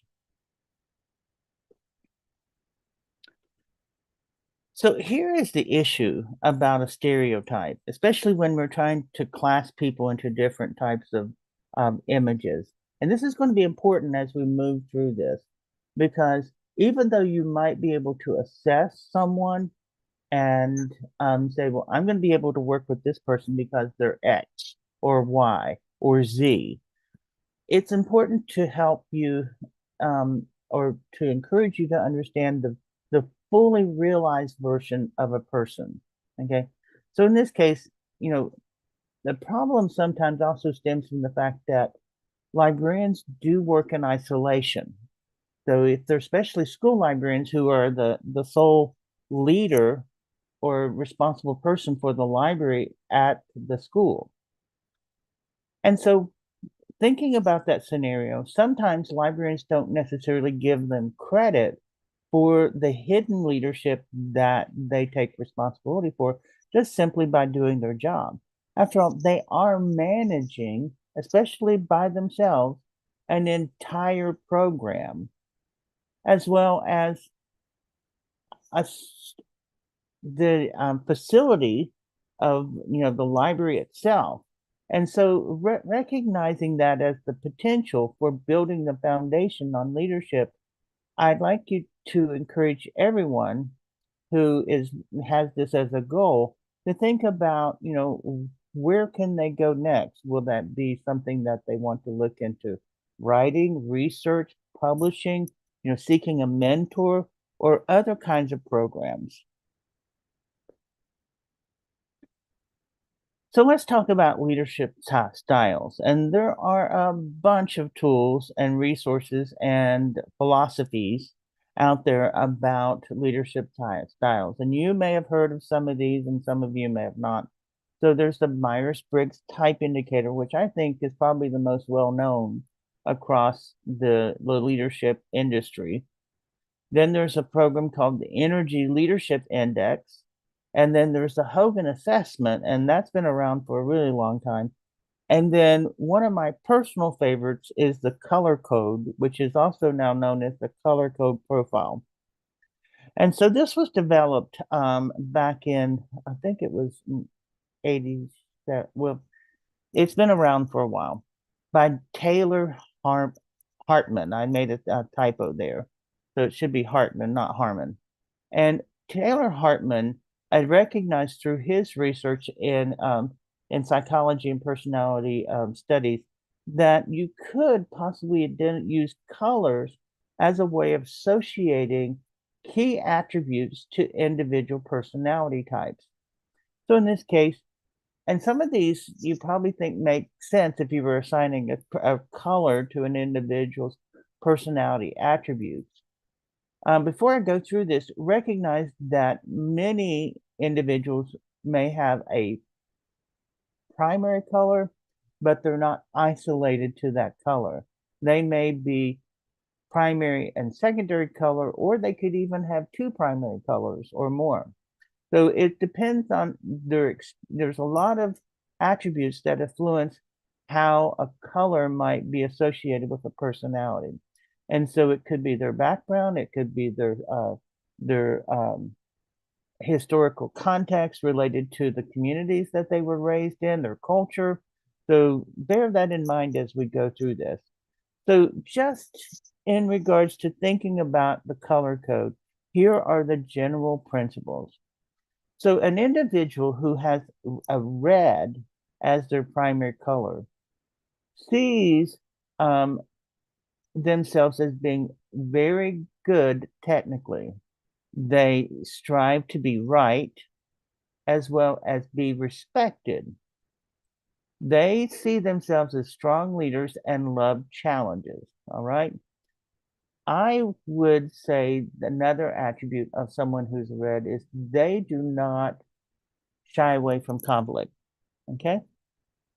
Blues. Blues have high integrity and a need to be appreciated. They're very much about details, focused on quality, and creating strong relationships. An individual that is white desires to be accepted and treated with kindness. They focus on their work logically, objective, and tolerant of others. Individuals who are primarily in the yellow group have a need to be noticed. They may also have a specific focus on having fun or enjoyment. They love life and socializing, and they want to be positive and spontaneous. So think of all these personality types and so in your mind, and also think about the individuals that you work with on a day-to-day basis. And could you possibly align a color or colors to that individual in terms of how they normally respond in a day-to-day basis? And then you might actually see, in terms of generalized work, in terms of prioritizing work, in terms of project management, in terms of commitment. So you can even subcategorize it. So here's a case study I want you to think about, and be reflecting on this case study in regards to the color types that we just talked about. So you have a book review committee. You've probably just had a challenge. And so the committee's meeting together to decide the action that's going to take. You as the district librarian or the person for the librarian at the school, you are leading this committee. And so on the committee, you have 6 individuals, all right? And what I've done is I've identified the individuals and I've given you a baseline color type for them. So in this case, you have a district leader. And now this doesn't mean the district library leader. It could be the district curriculum leader. It could be any kind of district leader. It could be even the superintendent. That person primarily lives in the blue arena. Okay, and so what did we know about a blue personality type? They have high integrity and need to be appreciated. They focus on quality and creating strong relationships. The next we have a parent, and they primarily glow on the red cycle. The red person is very much about focused on the technicalities. They want the processes or the work they do to be right and accurate and be respected. They have the need to lead, and also they feel that they can address challenge, issues. Next, you have an elementary librarian, a colleague at another school or somewhere in your school district, and they are white. Whites need to be accepted and treated with kindness. They are logical, objective, and tolerant of others. Next, you have a science teacher, and your science teacher needs to be noticed and have fun. They love life, socializing, being positive and spontaneous. Next, you have your community leader, who is red. Okay, and that could be from a nonprofit. When you're forming this committee, you should have a variety of voices, and that's from ALA best practices and to ensure the success of the committee in terms of being able to support the goals of the school or the school district. So as you're looking at the folks that are on the committee and their normal, way that they like to be successful in life or operate, you can make, or at least bring into ideas about how you're going to work with all those individuals to move the committee to be successful. So part of having in your job is leading this committee, you need to define what is the goal of the committee and what are you hoping the outcomes are going to be. In general, when you're leading in this type of capacity, you're going to operate with integrity. You're going to be looking for the group to make decisions that are in the best interest of everyone who's being served and eliminate bias and prejudice. But you also have to be mindful of potential pitfalls when you're working with, a diverse group of individuals.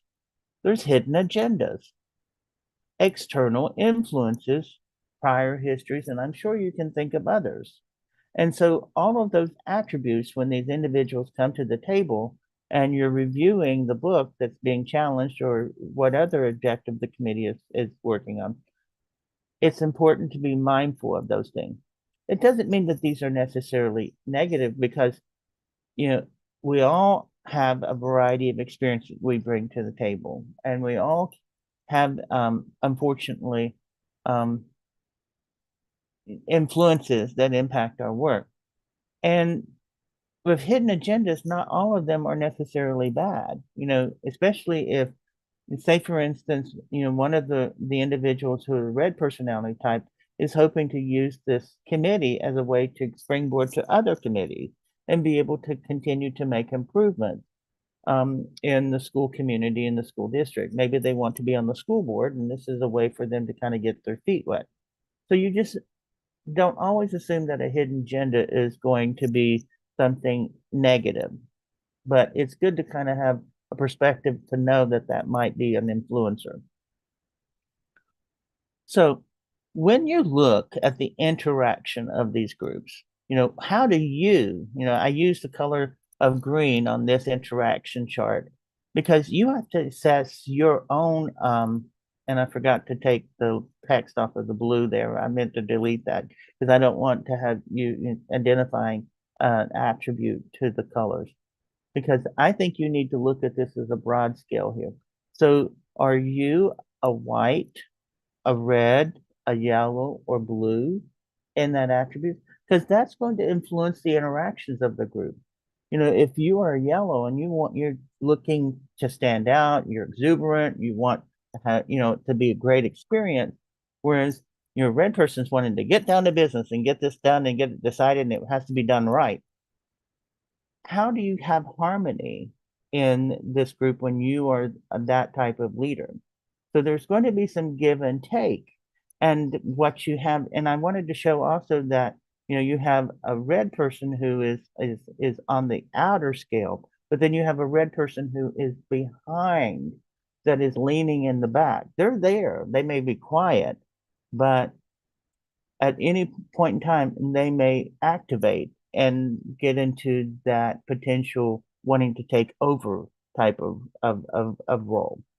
So knowing these attributes, that's what's going to lead you to help you understand how you, with your own personality type, can work with a diverse group of individuals to get the group moving successfully to the outcome of making a decision for whatever the charge of the committee is. Okay? So I'm going to pause my share just for a second, just to kind of look at because there was quite a few items in the chat, and I just want to make sure I get a chance to respond to that. Yeah, and I'll get the I'll share the presentation now with you. I'll get that. Well, here we go. Because I have an index at the end that will be helpful. Okay, go back to Zoom. Here we go. There's my presentation for you. All right, so let's go back up to a little bit and see some of the questions.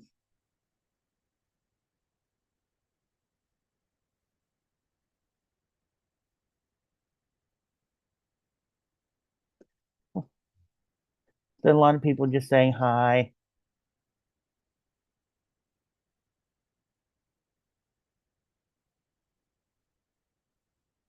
There is a free version online at thecolorcode.com. So there's a free and there's a paid version of it. So that's a good way to kind of get yourself thinking about these attributes. Okay, we'll keep the questions coming, and when I come back to share again, I'll take another look.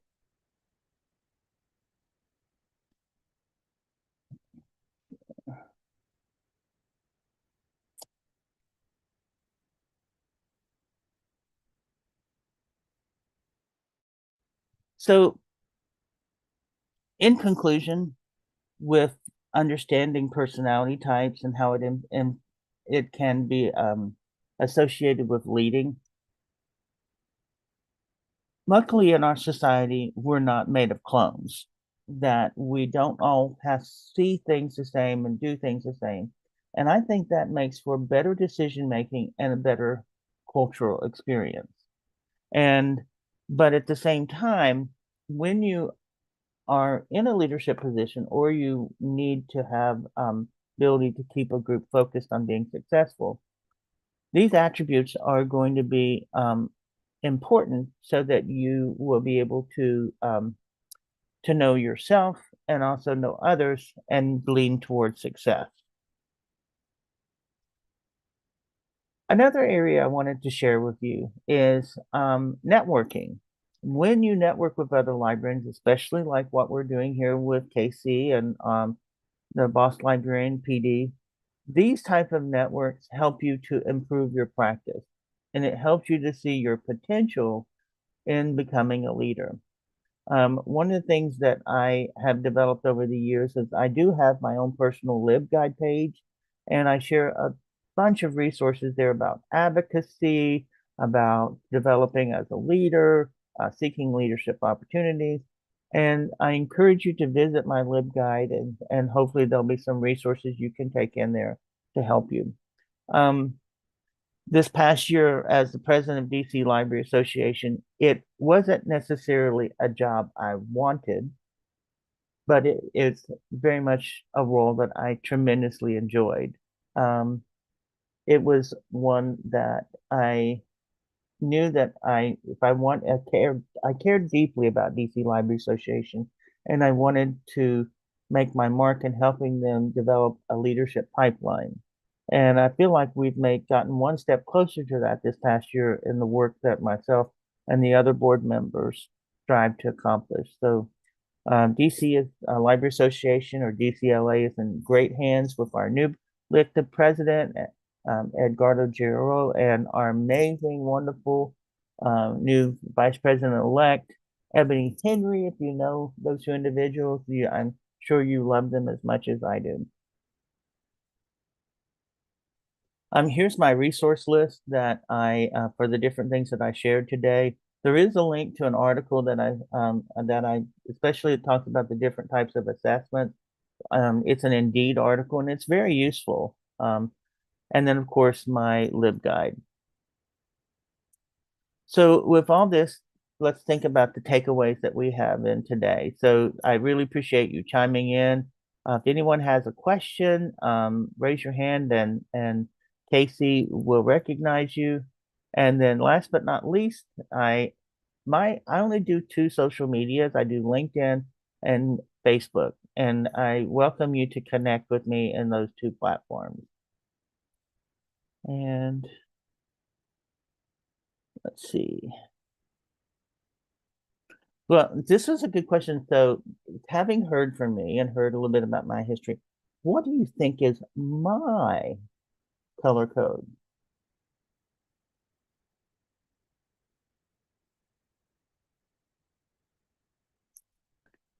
Any guesses?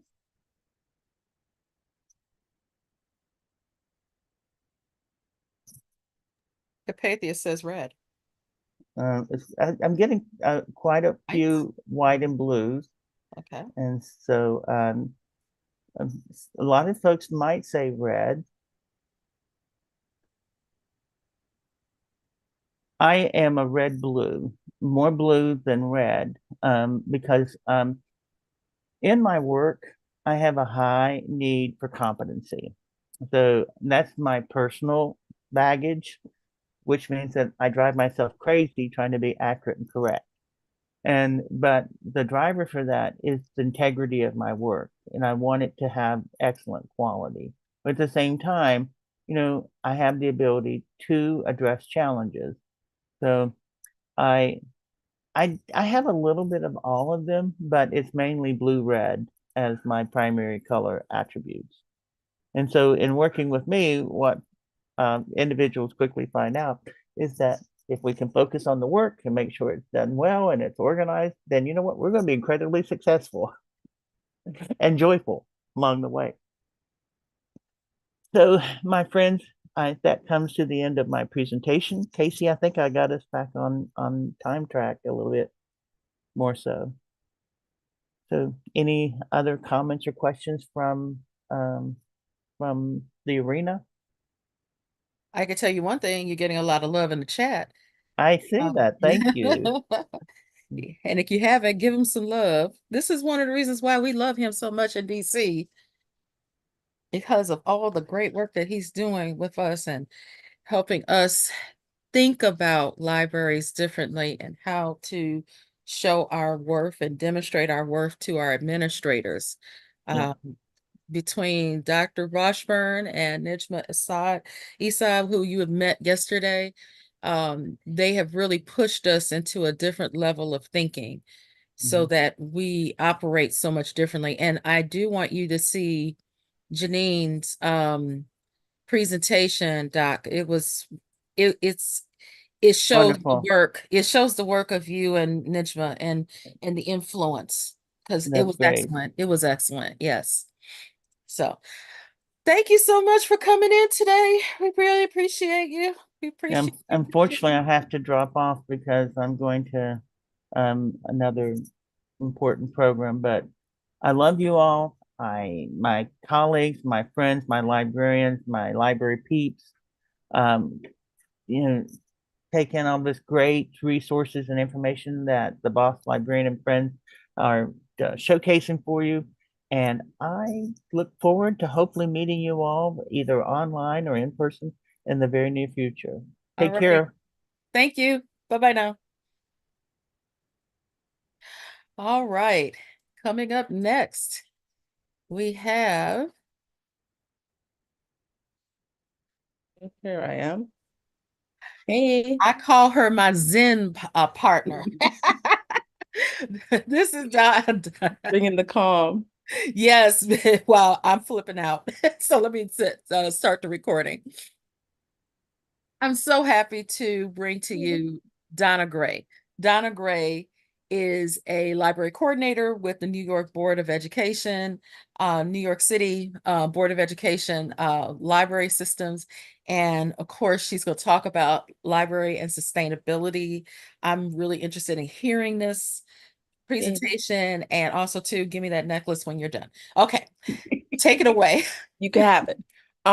So thank you guys for being here. Thank you, Casey, so much. One thing I want to say before I start my presentation, and hopefully I do it right, because I am the worst at sharing my screen. That Casey has put this on for quite some time, and it's 4 days of intense learning, and I don't think many of us would be where we are without it. So thank you, Casey, so much. I know she shared the link to buy her coffee. Make her seriously caffeinated. Buy her as many coffees as you can.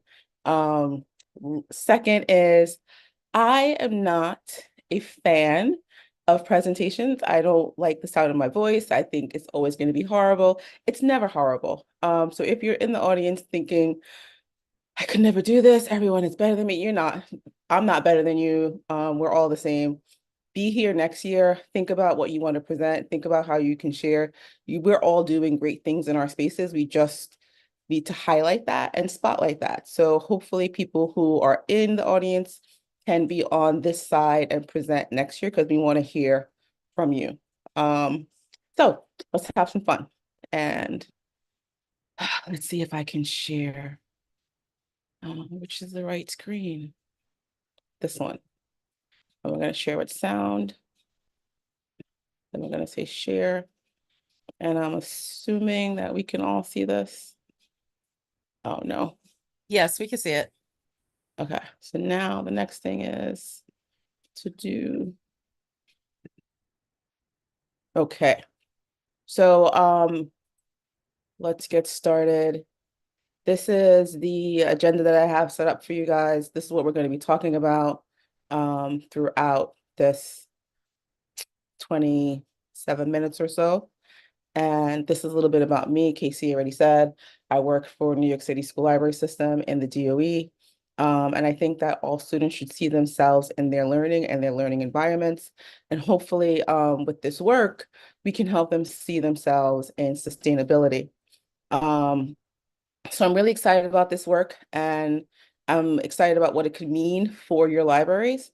And I hope that this discussion will help benefit you all and give you some tips on implementing programs for your school library and how you can make it more sustainable. And when I say sustainable, I don't just mean going green and being more like, I don't mean having recycling programs and things like that. I mean making it sustainable, equitable, and economically viable.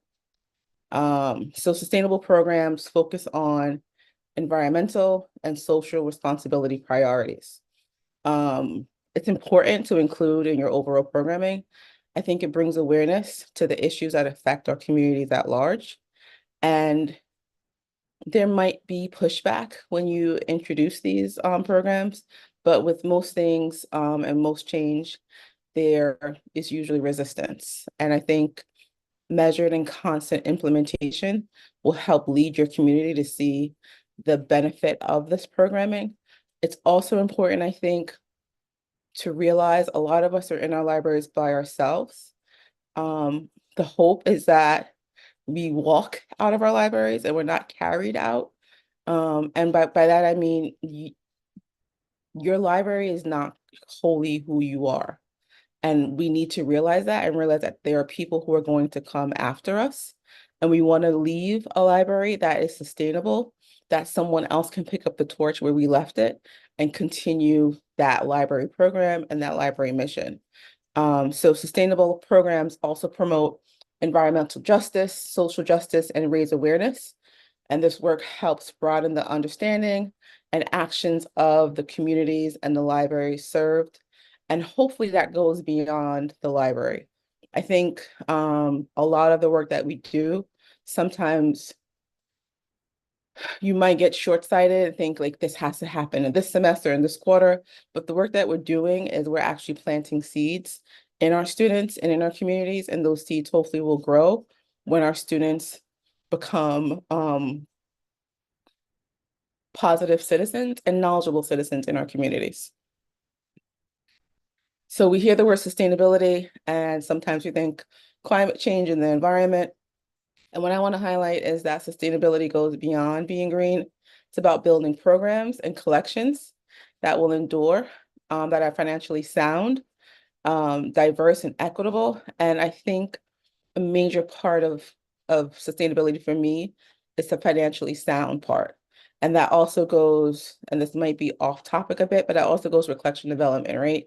You want to think about how you're making your library sustainable and how it's going to continue on into the future. So, and then my hope is that we can broaden the definition of sustainability outside of just climate change in the environment and make it more inclusive and approachable. So a lot of my information came from Sustainable Libraries Initiative. They do a lot of work around sustainable libraries. They actually have a program where you can get certified. I know there are people who spoke yesterday about micro-credentialing. There are places, this Sustainable Libraries Initiative, you can go and get credentials to be a sustainable librarian. And their work is aligned with something called the triple bottom line. And it's a concept from the UN, which encourages us to consider and account for social justice, a healthy environment, and economic viability in our work. It's also helpful to keep in mind that the triple bottom line, keep this in mind when you're considering your programming and sustainability of your library. And these are the goals from the UN. And I like to couch a lot of library work in other people's work. So let's say if I'm trying to get a budget approved, then I want to bring in state law. I want to bring in quotes from other places. If I'm doing sustainability, I don't want to say, well, this just sounds good to me. I want to bring in the UN and say, this is not just me saying we should be doing this. This is the UN, and these are the UN's goals. So here is a video that's going to give a short overview and consider which goals you see in the video. It's a short 1-minute video that might be most relevant to your programming. Hopefully you can hear this. You can hear it.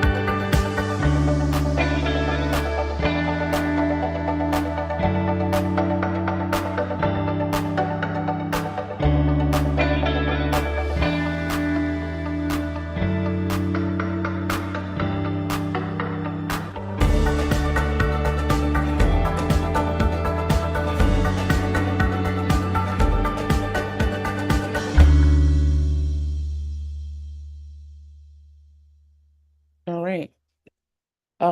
So looking at we call them SDGs. Looking at the SDGs set forth by the UN, an important takeaway for me is that these goals are aspirational. There is no way that you can address every single goal in a year. You can't really fully address one goal and solve it in a year. And that's not the point of the SDGs. The point of the SDGs is to figure out how we can be allies, how we can be helpmates, how we can address the problem. So take some time just to think about what goals you could focus on in the next 2 years and how you think you can make an impact.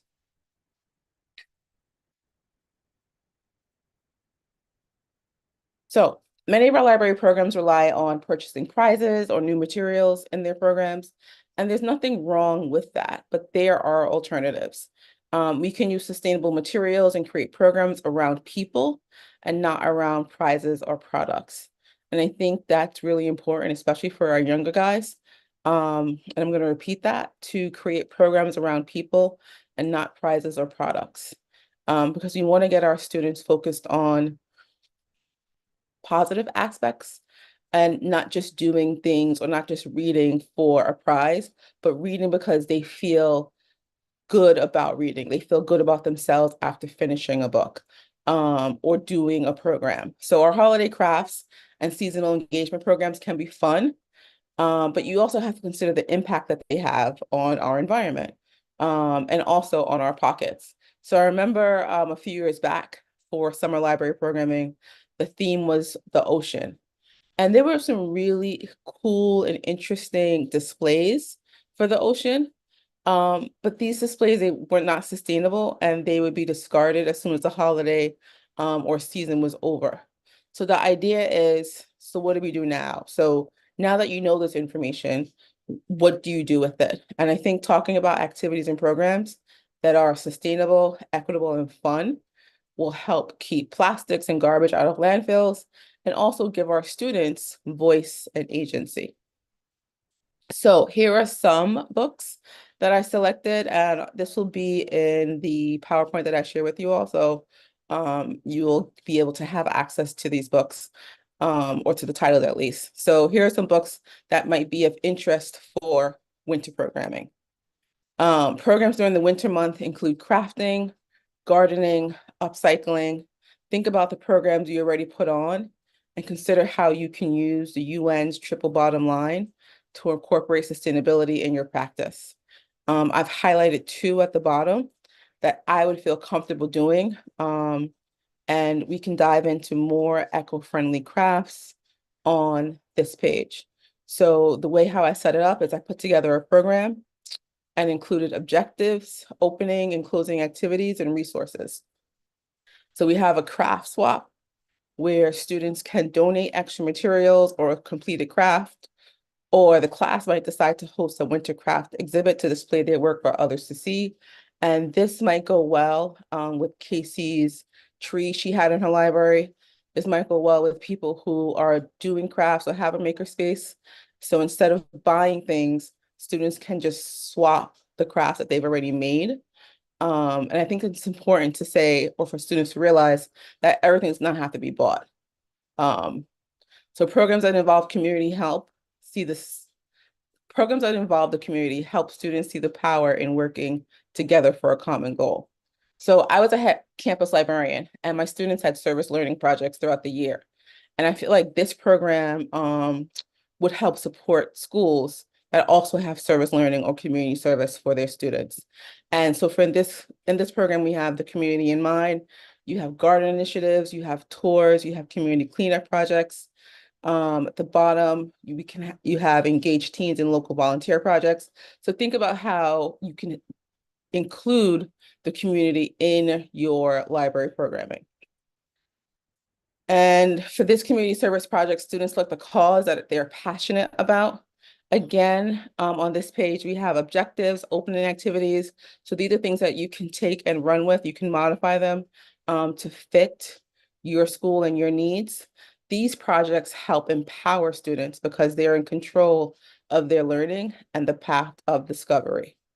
And on the next page, I've included books that might be of interest for environmental advocacy. Important to know, I'm a fan of our national parks. So the Go Outside books is one that I'm really interested in. It's also really cool that all fourth graders and their families can get free access to the national parks through a program called Every Kid Outdoors. So if you are an elementary librarian, you can have and you can help your students get free passes to all the national parks if they're in fourth grade. And you can print out the passes for your students and just give them out. And here are the programs that I was most interested in that are related to climate change. And at the bottom, I have a sustainable fashion show where students could feature sustainable and ethically produced clothing and accessories. So it's not just about the world's going to end, this is horrible, how do we fix it? Having things that students are interested in, having a fashion show, but also having a sustainable, I think, is a fun way for students to keep students engaged in the process. Here is one on environmental advocacy, and one conference I went to, and I'm thinking about the open activity, a scavenger hunt. One conference I went to, they had hidden tiny mushrooms throughout the entire conference. So imagine hiding sustainable items, quotes, or phrases throughout your library and having students find them, and making that part of a scavenger hunt. I think that'd be really cool and really interesting. Here are some books and that I've selected for the Artivism section. After hearing the author and illustrator for Artivist at ASL, I think these types of books and programs might help attract students that originally thought that the library was not a space for them. This is also a great way to help add books to your collection and improve your collection development if you so choose. Reviewing some of these programs, we see the library is really for everyone. And that's something that we should really be focusing on, making sure that students feel like this is a space for them. This program relies on bringing more people into the space and making everyone feel welcome.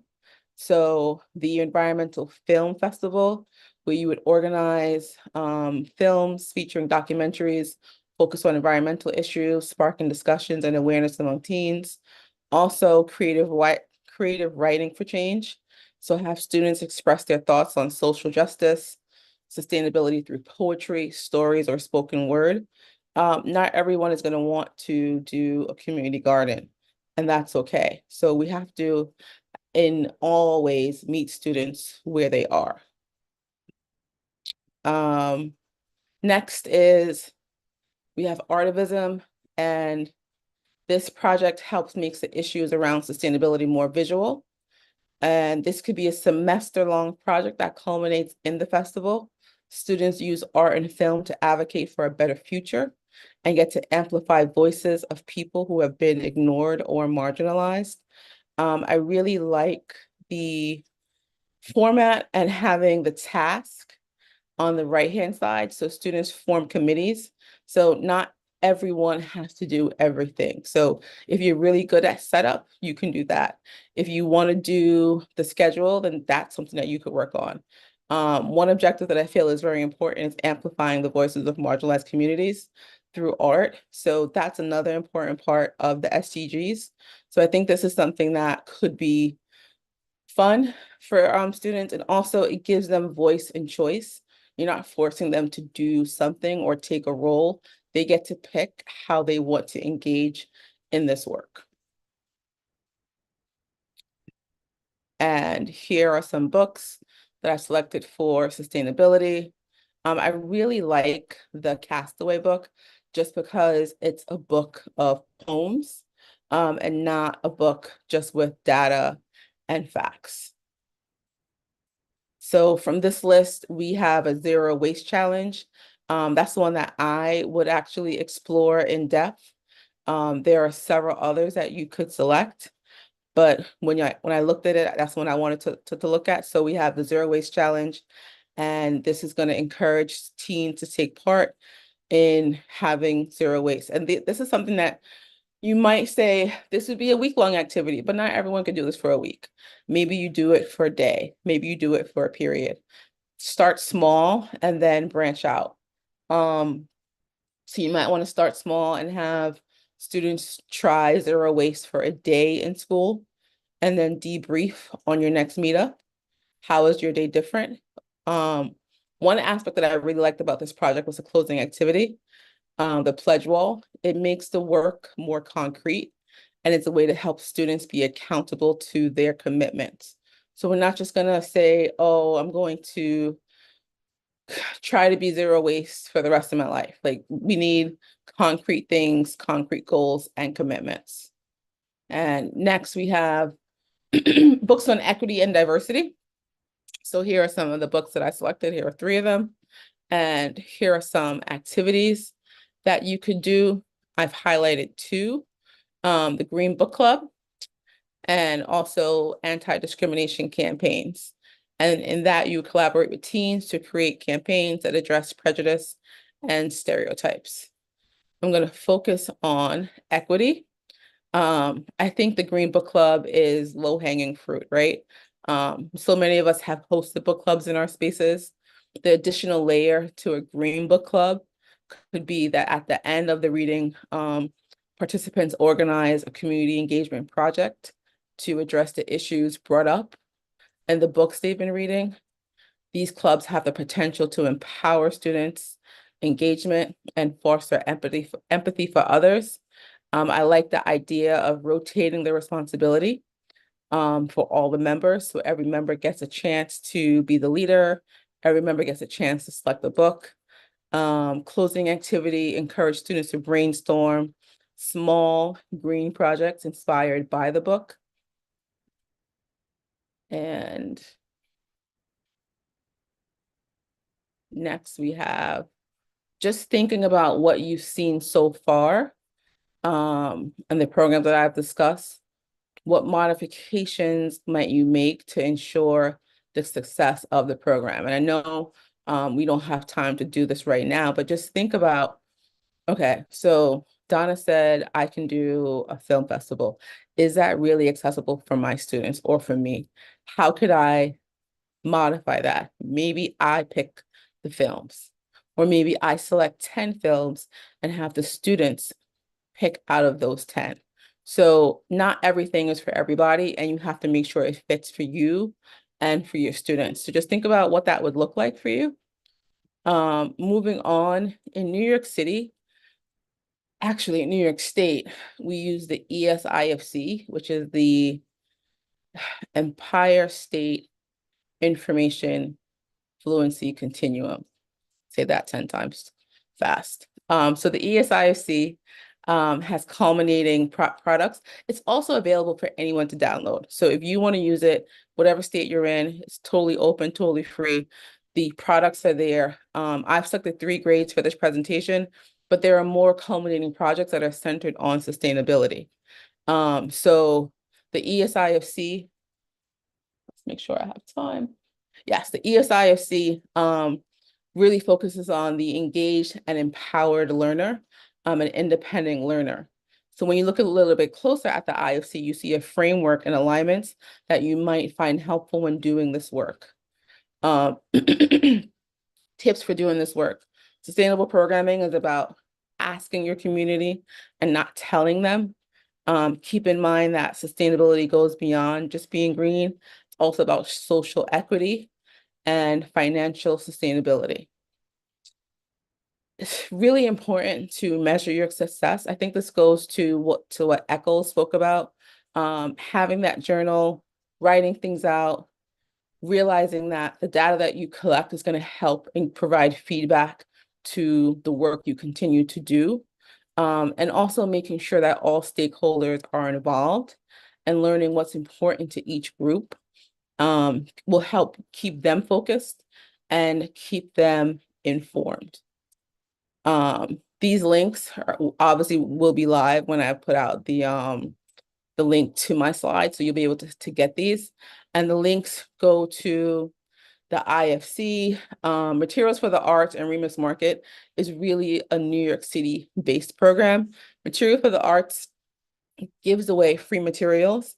Remix Market gives away free furniture. So if you're in New York City or in New York State, you can definitely access those.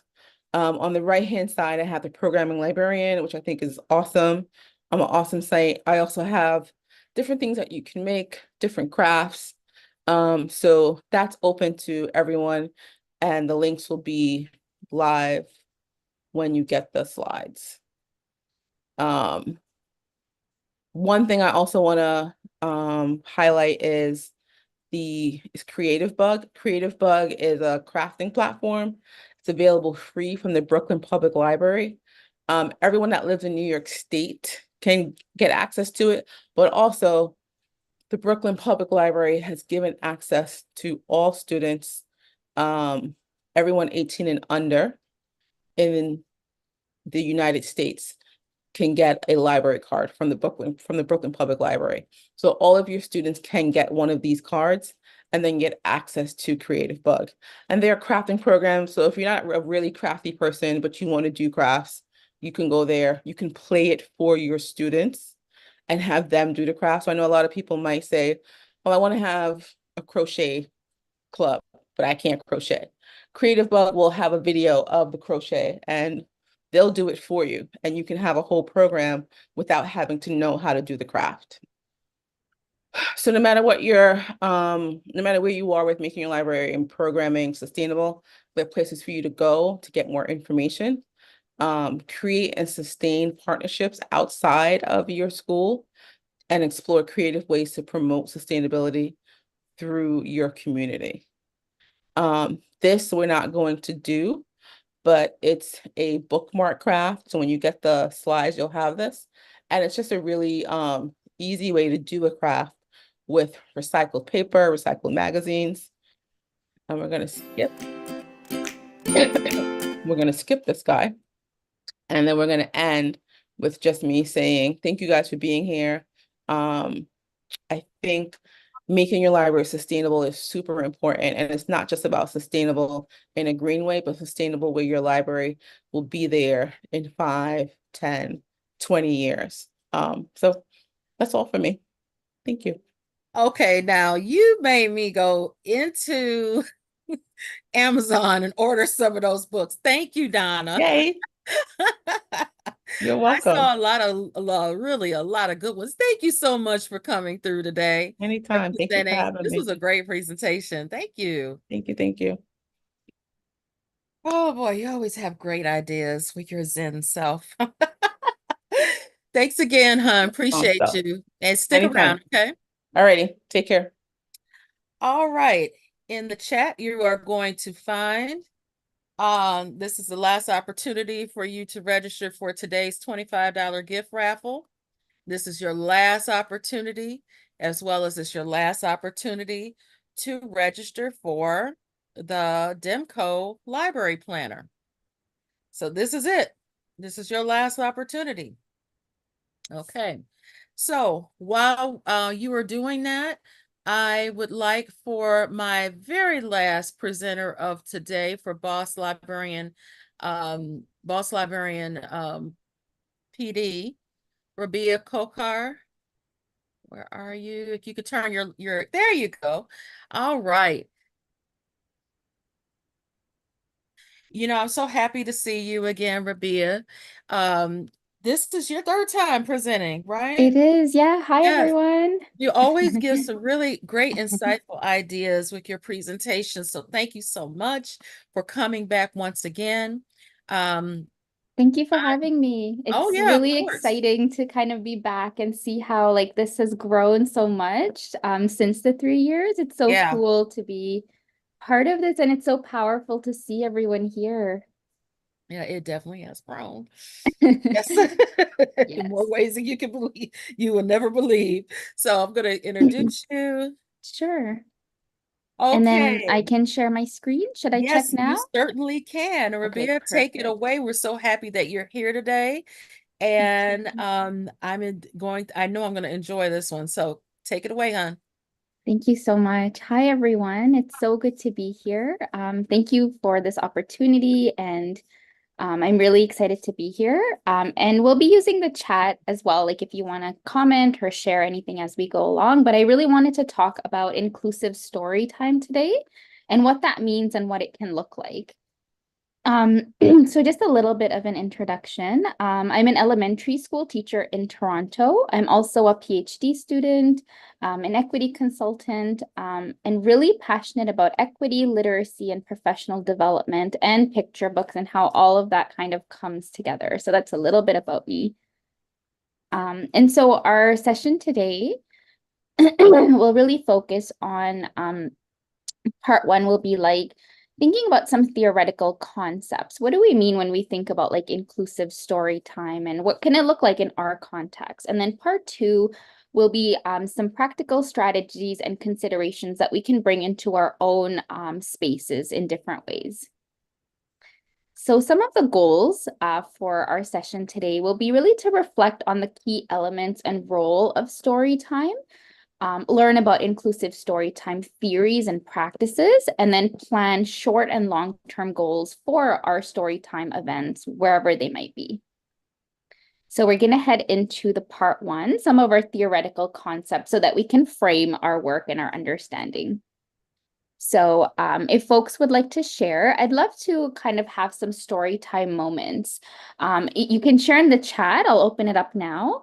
And I'd love for you to share either like your favorite book and a favorite book that you love to share with your students, or just a book that you really love, or you could share a special like story time moment that you had.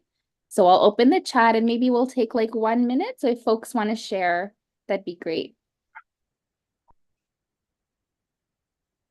And people are able to share, right? I think the chat is open. Okay. Yes, the chat is open. It's all Okay, good. perfect. Mhm. Thank you. Robert Munch books, Roar, Chew, and One Chicken Nugget. That sounds so good. Don't Eat Your Classmates. Yeah, that's definitely a popular one. Big, yes. Thank you so much, everyone. There's so many beautiful ones coming out. All Are Welcome. Yeah, that's my favorite as well. Oh, I love that. Picture books are for all ages. Yeah, I absolutely believe that. And all spaces. When Things Don't Go Right, Go Left. Creepy Crayon. Amazing. Thanks everyone so much for sharing. You can keep sharing if you want to, but I wanted to just start with helping us like think about all of the feelings in our heart that kind of comes with our favorite books or our favorite like story time moments. And I just want to share a story time moment for myself that kind of still sits like beautifully in my heart. And it was always like when I was in elementary school, and we always had story time like after recess and after lunch. It was really special because it was kind of the time where we could choose a special spot on our classroom carpet, and the teacher would read us so many different stories, like picture books, chapter books, and I really fell in love with reading and like the magical moment. Not only was the moment like calming, magical, and fun, but it was just this like beautiful way to kind of like recenter and regroup ourselves like after the noisy recess through like this magical moment of coming together and just listening to stories. And so that moment really has stuck with me and has kind of stayed in my heart. And I wanted us to think about like, how do we take these moments and what can we do in relation to like inclusion? How can we really do our work in ways that will center all of our students? And so when we think about that, we have to sort of really think about like, what is story time? And so when we think about story time, I think story time can involve like the reading aloud of a book to a small or big group of people, community, and then engaging in like connected activities. And for me, it's a really beautiful and magical moment of imagination, connection, and fun and meaningful engagement. And sometimes story time is described as like joyful celebration, which I think is so beautiful. And it's a way for us to like nurture a sense of community through story. So it's kind of like we're kind of like reinforcing unity and coming together. I really love this quote. A story time experience has the potential to bring hearts and minds together. We're kind of part of this like relational reading experience where we're kind of like sharing smiles and like we're kind of like engaged in like the rhythm of words, and we're kind of having this conversation with each other in like nonverbal ways, but it's kind of like this moment that brings us together. It kind of puts our heartbeats together, which I think is so powerful and so beautiful. And so once we sort of have centered like what is story time, and of course we know that story time is dynamic and diverse in different spaces. And I think it's important that we sort of think about what are some key aspects of story time, especially as we think about how can we make things even more inclusive. And so story time can take place in a classroom, a school library, a home, a community center, a public library. It's often at like a designated space. The sessions are often maybe like a specific day and a specific time period. A book is often selected and read aloud to students by an adult, sometimes based on like common themes or concepts that we want to reinforce. There's opportunities for engagement throughout, like songs, puppet shows, or, like movement or dance, crafts. The target audience might usually be young people, but it can also include like families, caregivers, other community members. And it really fosters young people's literacy, social, emotional, and other academic skills. And of course, I think story time is very dynamic and diverse in various spaces and different contexts. And so I think it doesn't look one way. It's very dynamic and diverse. And I just wanted to pause maybe for a second here and ask folks, like, what are aspects of your story time? And is there anything that you want to add or specifically share from the last slide? So I'll just pause and open the chat. Are there any aspects of your story time that you would like to share or maybe reinforce?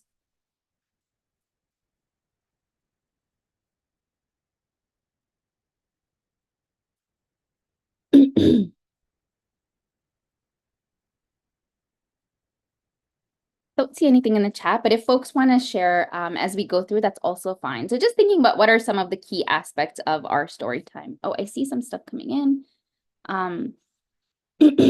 Some folks are saying they always ask how everyone is feeling. It helps kind of reinforce the norms. Oh, that's so beautiful. And respect, like creating that welcoming environment. Starting with a song, beautiful. Student responses, yeah, absolutely. Kind of creating that excitement. That's a really good idea. Kind of having like a post-it note to think about what are some of the things you might want to discuss. I love that. Thanks everyone so much. If you want to keep sharing, you can as well. I'll just continue to move on, but thank you everyone so much.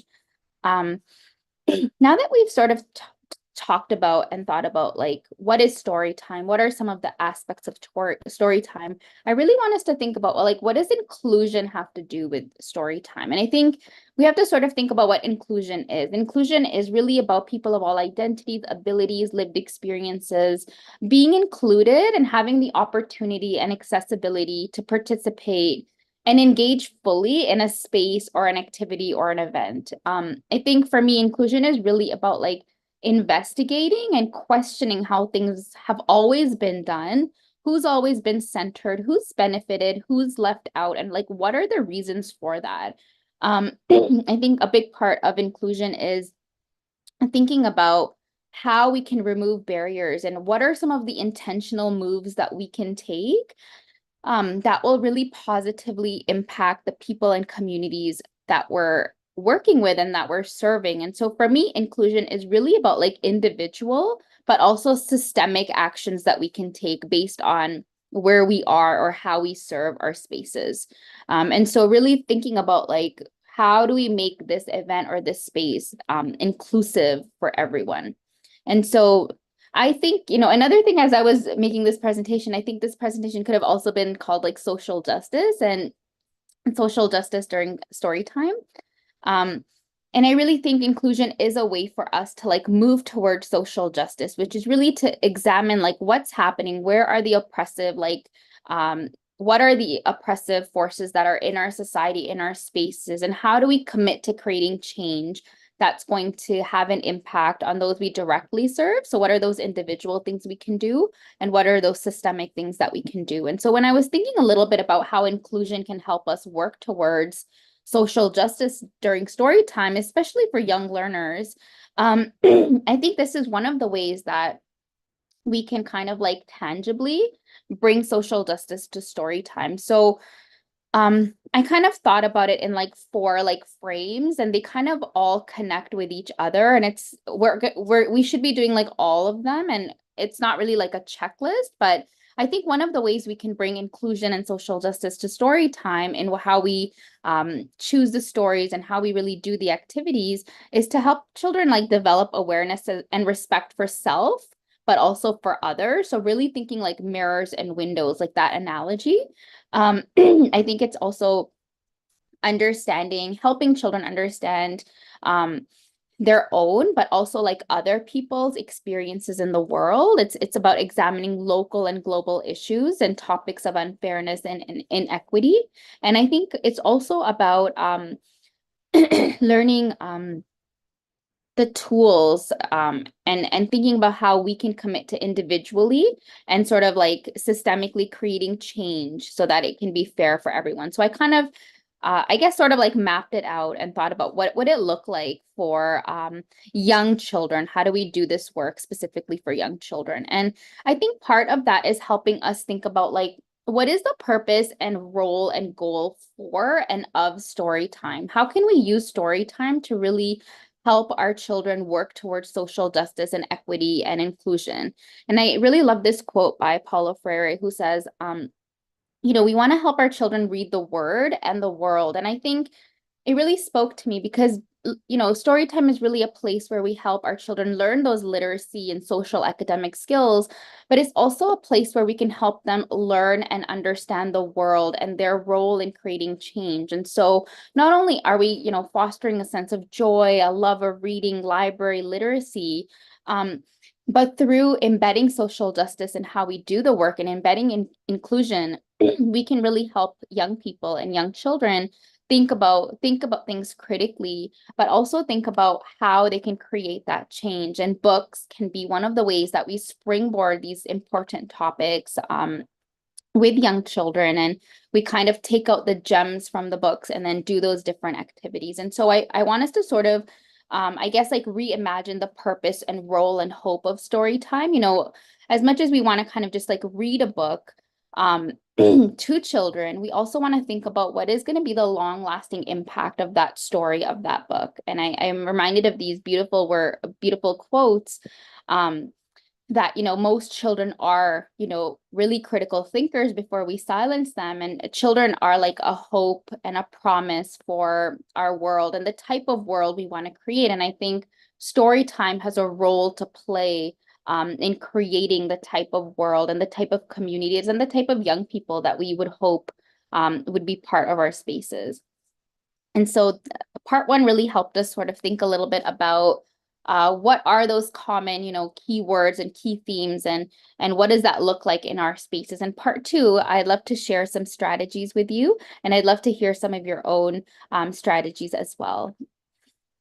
So one of the first ways that we can really work towards inclusive story time or social justice story time, I think is really to understand that like inclusive story time or inclusion and social justice in general is a cycle and a process. It's not really like a checklist, but it's kind of like this ongoing process where we kind of do something, we evaluate it, we think about how we can do it better. And I think, for inclusive story time, I think it's really thinking about how is inclusion embedded throughout the process, before, during, after. I think social justice and inclusive story time is not separate from our other story times. Rather, it's not separate from like how we regularly do things, but I think it's really embedded into thinking about how do we do this from the get-go? How do we do it so that it's kind of always there? Inclusive story time, it's really based on reflection of the self, events, and the systems that we're part of, and really being open to changing based on what our community needs. And really thinking about, how are our students and communities really centered at all stages of this process. And so I really want to think about inclusive story time as like a cycle and a process that we're kind of becoming better at always. And I've kind of created a little inclusive storytime planning template if folks are interested. Hopefully this QR code works, but you'll also have access to the resources after as well. Okay, so some of the strategies I wanted to share for us to bring like inclusive storytime from theory to practice is strategy number one, which is really rethinking our mindsets. And so thinking about like how we've always done things and, shifting our mindsets and practices. And I came across this quote, which I really love: picture books, story time is a way for us to read picture books with children as opposed to reading to them. And I think this goes to this idea that, like, traditionally story time was seen as something like quiet and calming, and we want to just we want to let the librarian or the teacher read their story and be quiet. But I think we need to kind of change our mindset and really think about how are we reading with children as opposed to them, because when we read with them, we kind of create this space where we can be interactive and make story time like a relational community building experience rather than, oh, I'm just going to read a book and move on. But really thinking about, how are we kind of doing this work with children, with our community, so that they are engaged and they are interactive and they are part of the process, and that this small moment can be a way that we can reaffirm our commitment to each other, and our commitment to community, right? I think so. Rethinking our mindsets and kind of being open to that reflective change. Strategy number 2 is really considering our context. We want our story time to be inclusive, and for that to really happen, we need to know who our students and who our community is. We need to kind of be relevant for them. And this can only happen when we build partnerships and relationships with those we serve. And we want to make, it's not just about like picking up a book that's random, but really picking up a book that's going to be about the children that we are serving. We want to focus on thinking about how we can contextually help our students affirm and expand who they know and what they know.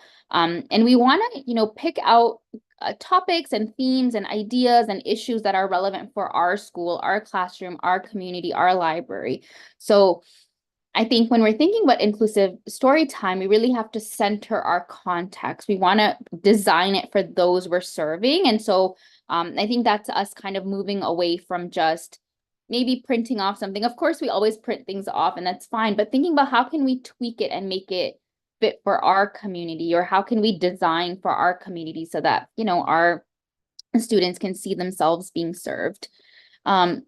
Strategy number 3 is to really think about what are some of the goals, social justice and inclusion goals, that we might want to tap into for this specific story time. And it might be 1, it might be 2, it might be all of them, but kind of helping us I think focus our story time helps us embed this work into things that we're already doing. And so it's not something that we're doing tokenistically or something that's out of like our regular stuff. So really having an intentional goal and thinking about how that's going to be become, in how that's going to kind of come into practice. And for example, if we were sort of to address like helping our students develop awareness and respect of self and others, this is such a really great book that's coming out very soon. All Food is Good Food. And it's really focused on like, I think celebrating and respecting all types of food. I don't know, in like schools that I've been part of, there's a lot of discourses around like what's good food, what's bad food. And I think what the message we really want to give children is that, like,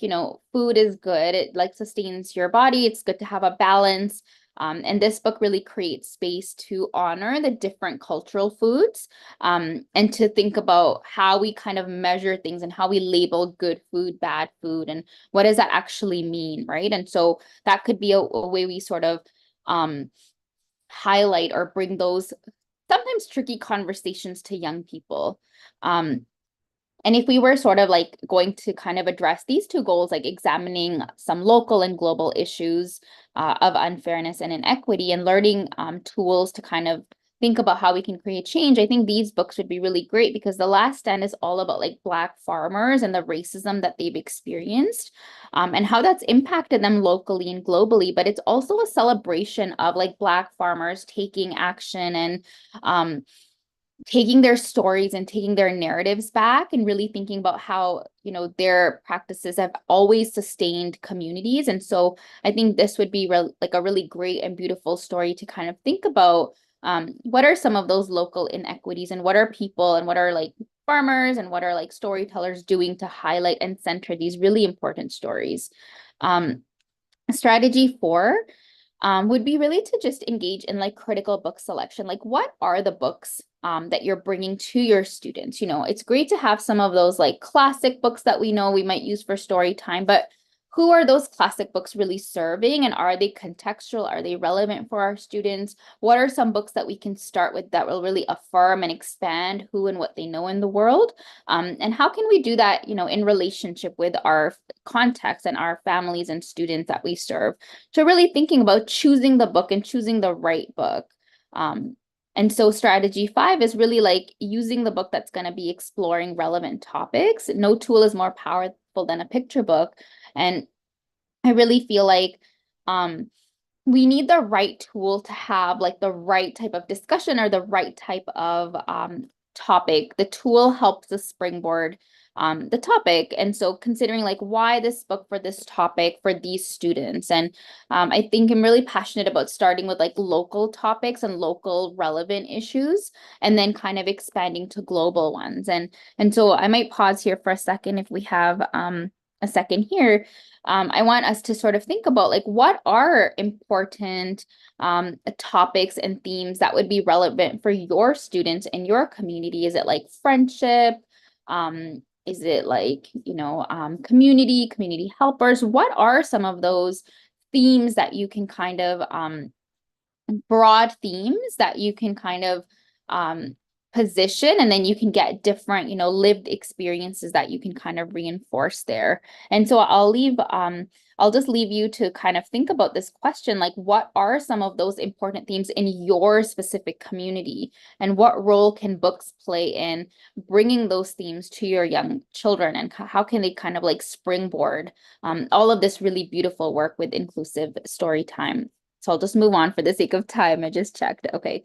Oh, I see a thing. Oh, somebody said emotional intelligence. That sounds amazing. Yeah, it's such an important skill. Thank you so much for saying that. Kamala Harris books, yeah, kind of being relevant and helping students think about some of the things that they're also hearing, right? And so I sort of thought about these two topics that are kind of important for my school and space context that I'm in, which is like families and intergenerational relationships. And, you know, these books help us sort of think about like, how does it feel to maybe not live with, you know, people that are part of your family, and what does it feel like when they come to visit, and what are those moments like? And then anti-Asian racism, and what does community support look like? So in this book, an incident happens where there's an anti-Asian racism that happens, but it's the community and the young people who kind of mobilize and create this like student association where they help the elderly feel safe in the community. And so I think, you know, really thinking about exploring relevant topics for your specific context, starting with relevant and local, and then kind of moving on and growing, right? And branching out. And so strategy number 6 is really active engagement. And so I think this is really about like before, during, and after. Inclusive story time is about diverse forms of active engagement throughout, like questions, prompts, songs, crafts, all of the fun activities that we do. And I think by actively engaging and reading with children is a way that we can really center student and community voice rather than just passive exposure. And, you know, it's one thing to have the beautiful, diverse books, but it's, you know, maybe even more important how we engage these books, and what gems we take out from the books to help our children and young people explore them more. And I think when we make things interactive and engaging, that's really when children show us new things, and they always bring new amazing observations and connections. And so we create the foundation and the space for them to share their ideas and observations. And so just some, in the last little bit, just some examples. My Best Friend's Bangles is this really beautiful story that's coming out, and it's about two girls whose moms work overseas. One girl's mom kind of returns, they work overseas, and one girl's mom returns earlier than the other one, and she gets her like a pair of bangles. And it creates some jealousy and some different feelings from for the other friend whose mom isn't back yet, who didn't really get, you know, bracelets. Oops, don't know what happened. Is it still working? Yeah, we see your screen. Okay, can you still hear me? Yeah, I can hear you. Okay, perfect. Thank you. Sorry, just kind of disappeared all of a sudden. Um, Sorry, I'll just finish up. And so, this experience brings a lot of different feelings in these children. Jealousy, happiness. And so I thought this could be a way that we could, sort of like act out our feelings, have feeling songs, and then like make bracelets. And so just thinking about how are we engaging before, during, and after, and honoring like that emotional intelligence and emotional literacy as well. Um, Thinking about how we ask questions. I think the prompts and the questions we give is a way for our children to affirm and expand their identities. And so I just wanted to share this book, Salat in Secret, and just kind of helping children connect with it, but also like learn something new. And so, just some prompts like, when Muslim children turn 7, they have a responsibility to pray. What responsibilities do you have? Do you get birthday presents? Do you celebrate birthdays? And in this picture, Muhammad's praying and, his sister wants to be just like him. Do you have a sibling or a young person who wants to act like you? And then, Muhammad is sad because he can't find a place to pray. And what should he do? Have you ever had a problem? How did you solve it? And so sort of just like helping, playing this like negotiating, like affirming and expanding. So like showing them something new, helping them affirm and like connect with the story, and choosing those like initial or intentional spots where you want to really pause and help them reflect. And just some other cute activities that you can do, art-based activities, coding activities, thinking about the gems you can pick out from the book and what are those that you can reinforce throughout. This is a really great book. We Are Allies. It has such great prompts that, children could think about, like how can you make the world a better place? Can you make your friends feel included? And I think that's just so powerful and beautiful for us to be thinking about that. And just as I end, some powerful words from Amanda Gorman and Christian Robinson in this beautiful book. They talk about, how there's a problem, you're told that this is a problem, but you're unsure of that, you're sure there's something wrong, and you're told that it cannot be fixed, but you know that you can help and make a change. You're told that this is too big for you, but you've seen even the tiniest things make change. And sometimes you feel alone doing this like inclusive equity work, but someday somewhere you find a friend, someone who will help, who will hope with you, who believes in your dreams, someone who will fight with you.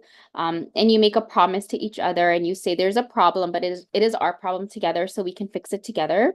Suddenly there's something you're sure is right, something something you helped fix, something small, something big, something small that changed something big. And I kind of just want to leave us with these words because I think inclusion and social justice and just the way things are going, at least in Canada, in relation to libraries and literacy, I think we can kind of sometimes feel alone and that we're kind of like in a silo doing this work. But I think this powerful conference and workshop that we're in together shows us that, we have a lot of friends and we have a lot of people doing this work. And I think when we do this work together, we know that we can kind of create a change and we can inspire each other and we can hope with each other. And here are some further resources if you're really interested in social justice at Story Time. And just some other contact information. But I just wanted to say that, social justice, equity, inclusion work can be big, but I think it's important that we sort of think about where our role is and where our space is, where we can create a change. And I think us coming together today and for the past couple of days, it really shows what this beautiful change can look like, that we can each be part of it. So thank you so much for listening and all of your engagement. Thank you. As always, I learn something new every time you give a presentation, Rabia. Thank you so much. Hey, everybody, give her some love in the chat. And like Donna, you put a couple of books in there. I'm like, okay, I'm gonna have to buy these books. Yes. It's just like I can't stop. This is getting to be addictive. Hey, check the chat. Yes. There's a lot of really great Thank you. I'll comments, check it soon. and everyone's saying thank you. Boy, Oh, this thank was you a good everyone one. so much. Yeah, so thanks so much and good luck to you and your PhD studies. So Thank many of you. our librarians are getting their PhD. I started a Absolutely. program and I was like, oh, I gotta get out of this. So No. believe me, I understand. what you're going through. So good luck to you. And I'm gonna give you all your flowers when you're finished, okay? Thank you so much. Thank you so much. It's been such an honor to be here. Thank you. No, thank you. The honor is all ours. Thank you so Oh, much, thank you so sweetheart. much. Bye, Take care. everyone. Thank Bye-bye. you. Bye. Okay, so now just want to tell you this. The raffle is closed. As I said earlier, it's closed because I have to get it set up for everybody to enjoy it. I do have a small ask. Um, Take a look at this. And I'm going to share my screen. My cousin and her husband had a baby last year, little Araya. Okay. And I sent them some baby books, board books, and Araya just took to them so quickly. And my cousin's husband, Kahari, is a writer. I think he's still working with ESPN. He's a writer for ESPN, if I'm not mistaken, still. And he just started taking Araya to the library on Saturdays, and he started to enjoy it. And this is my cousin's husband right here, or I should say my cousin now through marriage, Kahari. And he's fallen in love with taking his daughter to the library. You can see Araya was only a couple of months old as he's walking through the library with her. It's just so cute. So he started a Facebook group, excuse me, Instagram group, and now it's turned into something bigger, which they meet monthly. It's called the Library Dads. So I would ask all of you, please, please, please, if you could, and I'm going to stop this video real quick because she was having a good time there. If you could just go in the chat, and I did I thought I put, yeah, there it is. I asked that you please follow and just support them on Instagram. It's called the Library Dads. And so if you can support them, he's out of Atlanta. So if you're a Georgia librarian, you know he's well taken care of because you all have some bomb library programs down there. So just please follow them online because they're really building a big momentum. And I just want to see more fathers do this with their kids, especially the girl dads, with encouraging our kids to get excited about literacy, books, going to the library, even before they step foot into a school library. So thank you so much, everyone, for supporting my cousin and the work that he's doing. So we are on our last presentation to the 2015 librarian. Her name is Christina Holzweiss.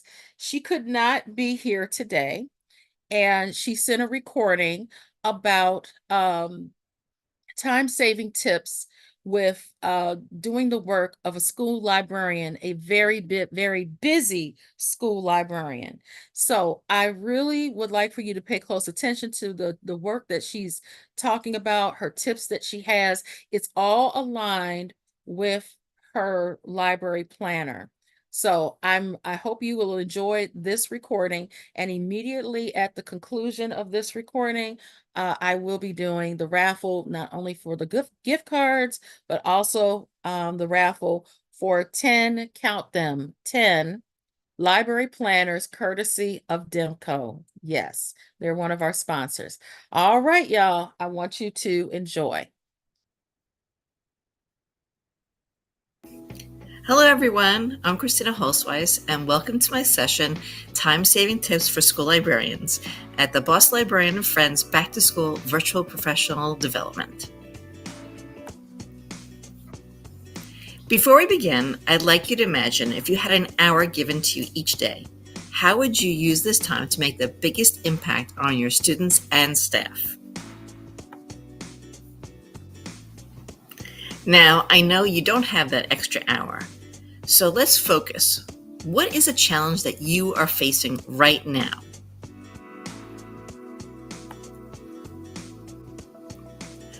Over the years, I've spoken to many educators, and we have something in common. The number one challenge we have is not enough time. But how is it that we have all the same months, days, weeks, minutes, but some of us get more things done than others? Well, school librarians have particular challenges. We deal with a lot more, I would say, not just teaching and collaborating with teachers, but also with managing resources, with leading, with providing professional development. We also have limited budgets and resources. We have to adapt to changes in curriculum and policies.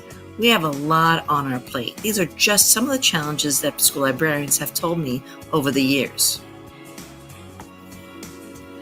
So how could your life improve with more time?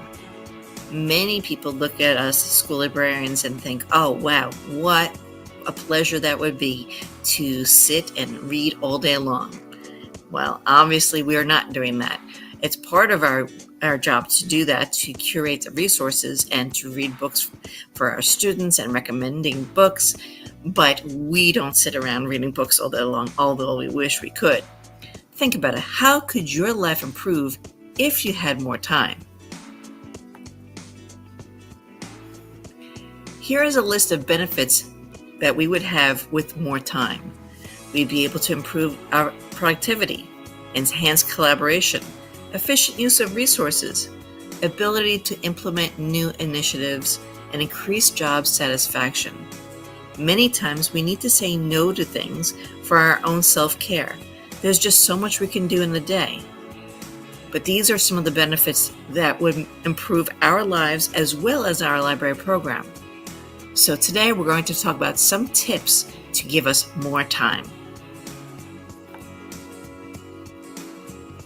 So if we all have the same amount of time, it's really more about time management and how we could do things that will free up other time for us, or how we could do things simultaneously to free up more time.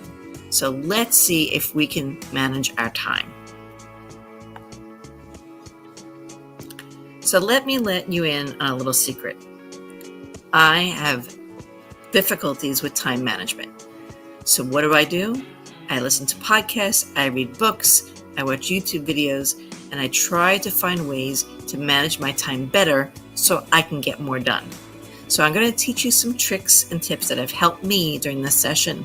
Some of them may work for you, some of them may not, but these have worked for me. So here we go. So these are some of my favorite time management tips. Definitely prioritize tasks, create a daily schedule, and set realistic goals. If you're like me, you like to do everything, but you really need to think about what's going to be the most effective plan of attack. What is going to feed your soul? What is going to help your library? What is not going to affect your mental health and your self-care to the effect that it is a detriment? So you might have heard of the 80-20 Pareto principle. They say that 20% of what we do has the 80% impact. So think about what you do in your library. What are you working on that gives you the best bang for your buck? Meaning, is it reading? Is it creating displays? Is it lesson plans? What is your greatest asset? What are you working on? Sometimes we waste time chasing our tails. You know, sometimes we want to collaborate with teachers, and some teachers just are not open to it, and it's not you personally. Sometimes you just have to focus on the teachers who you are collaborating with. Sometimes you might be working on weeding. Sometimes you're working on inventory. Sometimes you could be working on repair. What is the most noticeable effect in your library? If you're spending all your time on book repair, maybe you need to advocate for more funding so you can get books that are not in disrepair, just for an example. So think about what you could be doing and spending your time wiser. I'm going to talk now about the Pomodoro technique and also the school library planner and how that could help you with your time management. So in my reading and in my watching YouTube videos and listening to podcasts, I've learned about the Pomodoro timer technique. So basically, you group things together that you're working on. So let's say you're doing inventory. Maybe you do, again, weeding and book repair at the same time. So as you're doing inventory, you're looking at the books and you're seeing, oh, I can weed these books, or these need repairs and I can use these books. So as you're doing the inventory, it may take you a little bit more time, but at least you're doing 3 things at once and you're putting them in different stacks. Well, the Pomodoro timer effect means that you take this technique, you take a timer, so it could be like the timer on the left, which is a block, and you turn it and then it stops. Or you can have one that you can actually look at, like this timer. You could use a timer a physical timer like one of these. You can use a timer on your computer, or you can even download an app like the Pomodoro, the app here. What I like about the Pomodoro app is it also cues you to focus and to have self-care time.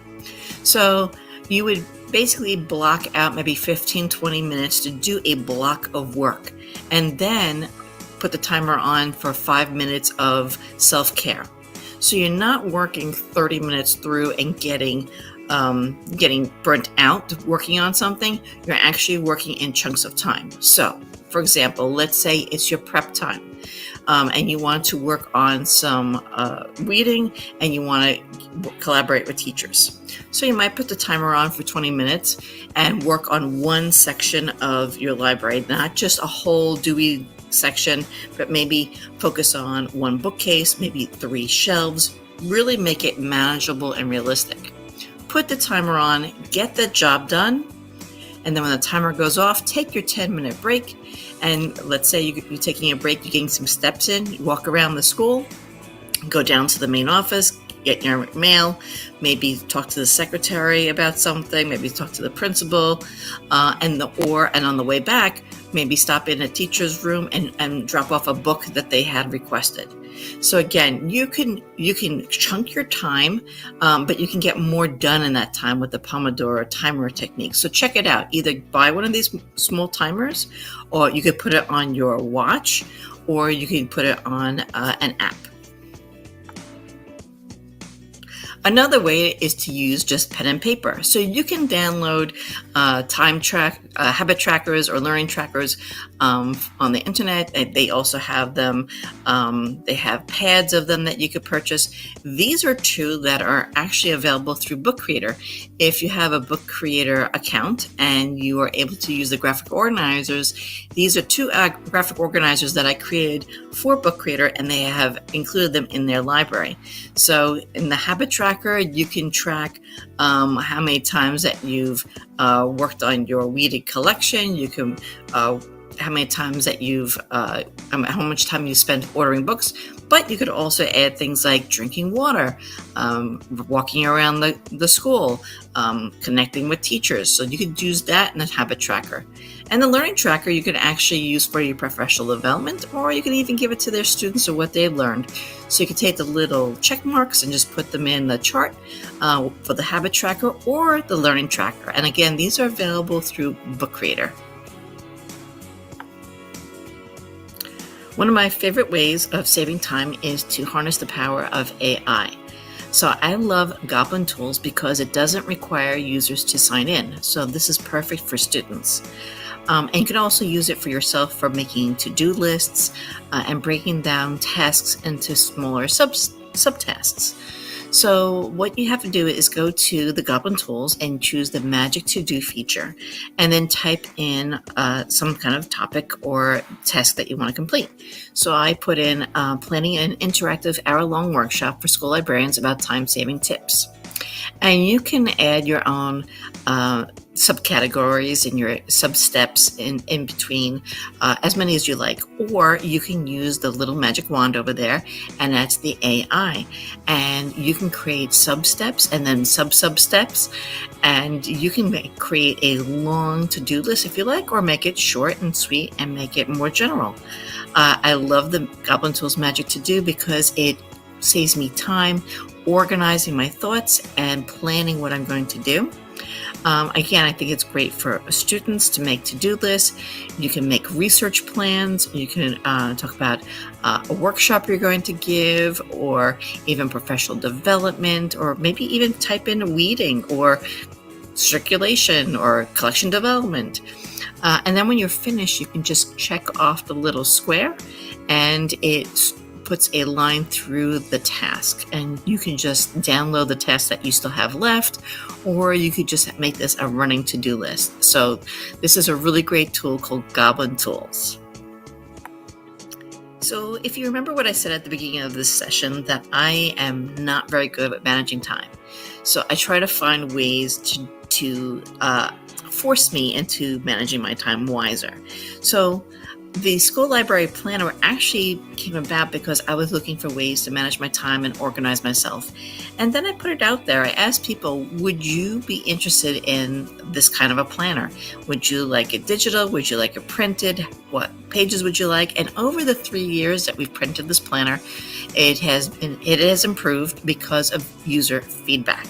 It is a printed planner. People have asked for that. They've asked for the different pages, and some of the surprises that are in there are some of my own ideas, and some of them were because of user feedback. So that's what I love about it. So you can see that every month you get a monthly spread. You get different holidays on the days. You also get weekly holidays. You get monthly holidays, things for you to remember, and even just like some funny little holidays like Rubber Ducky Day or a game day or things like that. You'll notice throughout the planner that we have little ducks spread around because those are in memory of my sister. So there are 8 little ducks. And this is July. This is my birthday. My birthday is July 15th, and we can see that there are different holidays for each day. This year I have added resources. So each month you have a QR code that you could scan, and you can find a weeklet of resources. There are about maybe 15 to 20 resources for each month. And as I find more resources, I will add that. So it is a dynamic QR code.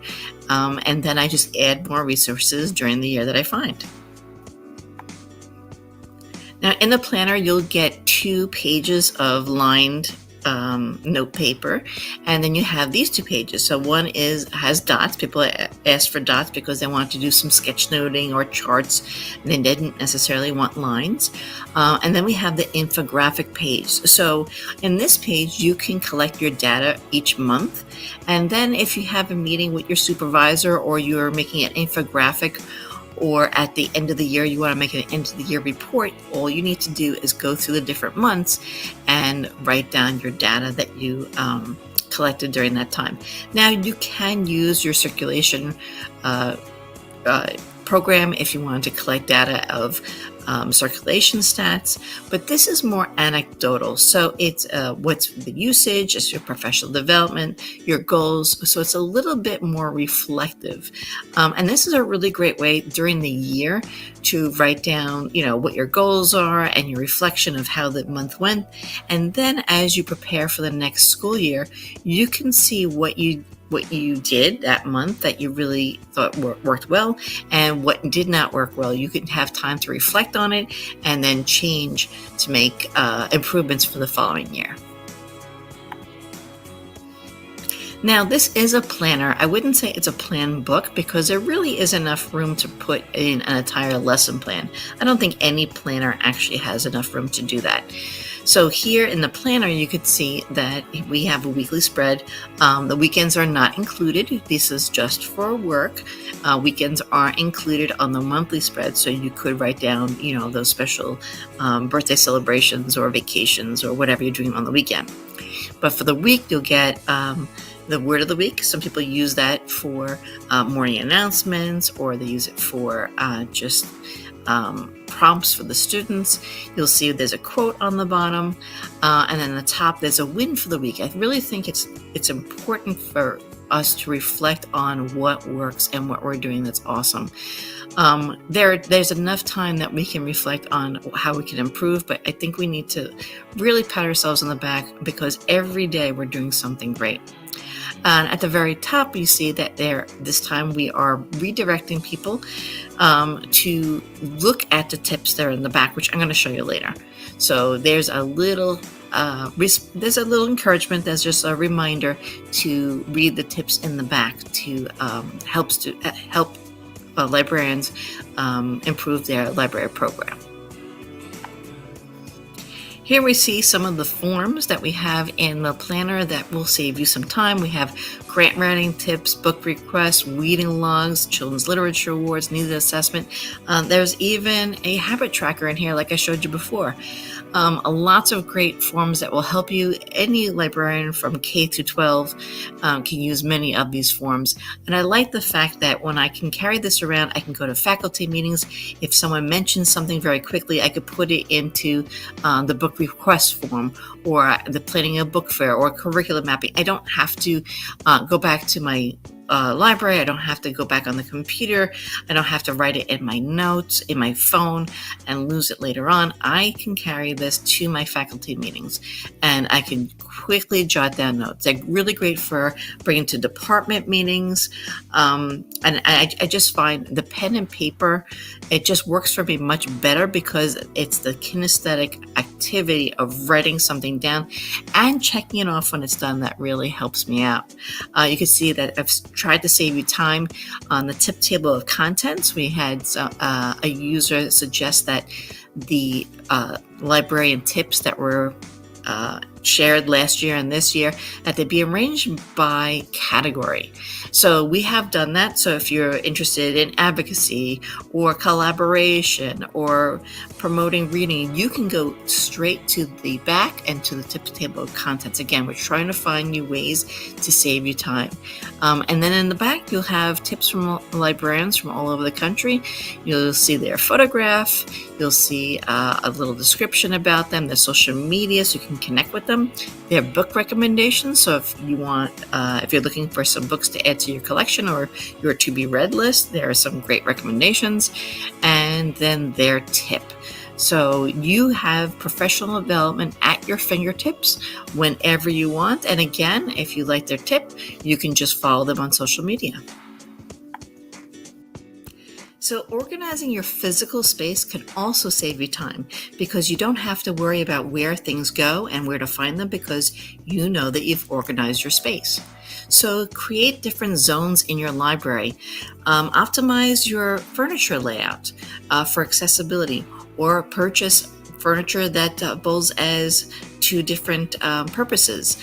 Flexible seating and displaying books, using vertical space for storage, and efficient storage solutions. So let's look at some of the tips. So here are 3 easy ways that you can save time. First of all, don't you just hate when those books, they spill over into your bookcase and they just flop over and they don't stand up straight? Well, if you have bookends with corkboard underneath, fantastic. And if you don't, if you can purchase it, that's even great. That's great also. But if you don't have the funds and you have all these bookends, what you can do is take some non-slip tape. It's like tape you can find at the hardware store that goes on steps so people don't slip. It's not quite sandpaper. It's not as rough as that, but it is kind of grippy. And I had a very thick roll and I would cut it in half, and then I just put a small piece right on the bookcase so the bookend wouldn't slide, and then I didn't use the whole piece so I could save some money. On the left here, you can see we have some cups that I purchased from IKEA. You can find, any cups anywhere, but I like these cups because they have a little hook on the side, and I put up these little rods in an empty space in my library, some place that wasn't being used, and I put makerspace by items. Again, put your labels, get a nice label maker, color code things, and if you have students who speak different languages in your school, write the items listed in different languages. Whether you can see the items or not, color code anyway if kids have difficulty reading, and put it in different languages, because even if they can see what the items are, they can read it in their own language. They'll know that they're welcome in your library, and they will also know the English word for the item. And over here you can see my circulation counter. For a while, I had my own desk and a circulation counter, but eventually I ditched my desk because I wanted to give more floor space to my students. So I ditched my desk and then I sat at the circulation counter. That was my go-to place. But as you can see here, I took some bar stools I got at a garage sale and I brought them right to the circulation counter. If there was a whole class coming in and they were taking out books, I removed those bar stools and I put them in another section of the library. But usually on my off periods or when it was during study hall or lunch, I would put them by my circulation counter so students would feel welcome to sit down and talk to me as I was working. And teachers can come in and they can collaborate with me and they can have a seat. This way they knew they were welcome when they were coming in. So this will save you time because you don't have to go around to a desk. You don't have to find a spot to sit at. You can sit at your desk and make sure that your students feel welcome at the same time. So again, keeping an organized library will save you time because you can tell students, oh, this is where all the items go. Here it's labeled, here it's color-coded, very simple.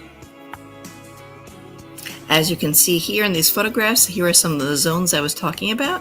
On the left-hand side on the bottom, we see we have our reading nook, so kids could sit on the couches, they can hang out with each other, and they can read.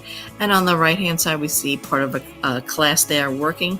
That was our high table and bar stool area.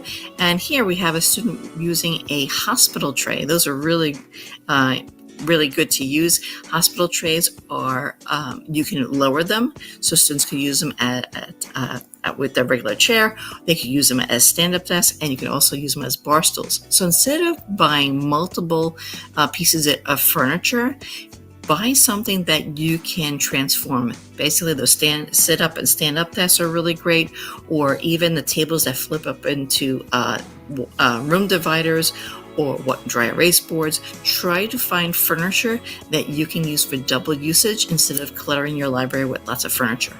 And on the top left, you can see our makerspace.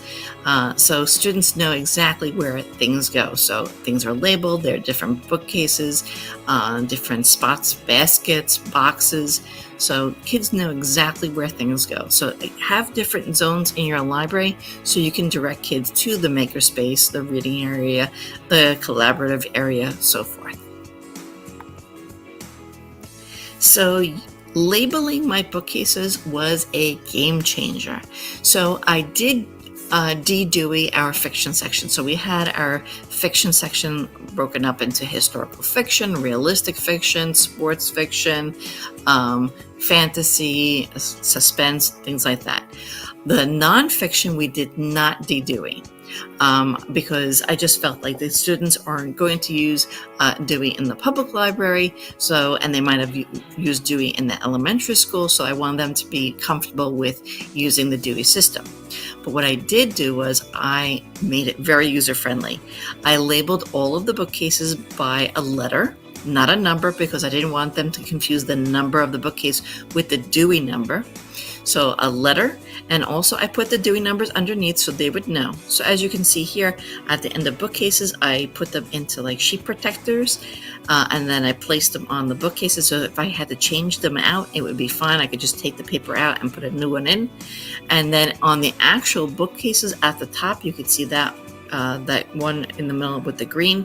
I took old magazine holders and I hot glue gunned laminated sheets with the bookcase letter. So the low ones were at the end of the bookcases and the high ones were on these magazine holders. And so if a student was looking for a book, they would come in, and after a while I know the popular topics that teachers were working on, and I got the major Dewey numbers that students would be looking at. Not every single Dewey number, but most of the books where they were looking at, I made this list, and then on the back of it, on the reverse, it said exactly which numbers correspond to which bookcase. So I could very easily, when I was alone, use my laser pointer, and when a student said, I am looking for books about immigration, I would direct them to these Dewey sections, and I could tell them exactly which bookcase. And if they were really lost, I could use my laser pointer. And sometimes you can even have lights, these little tap lights that you could put on the bookcase, and you could have different colors with the remote control. So you could even say the section on sports, that is a green light. You could have the section on the 800s. It could be the red light. So you can do that as well. But again, this worked really well. And then when you're working and you have students who are there with you at study hall or lunch, you inevitably have a student coming in looking for a book from a class. The teacher will send them, and then you're trying to manage everything at once. So very simply, these kids can find their books just by using this bookcase system. So if you want to try it out, again, give them the major Dewey numbers and then a corresponding bookcase letter. And inevitably, after you give your orientation to the library lesson at the beginning of the year, you get new entrants. So what you can do is you can create a map like this one. And you can use just basic Google Slides or any other software that you want and create a map. And then you can use Mote, and you can make little audio bites. This one was made on Google Slides. You can make little audio bites, and it could read to the students. And then you can share this out with the teachers.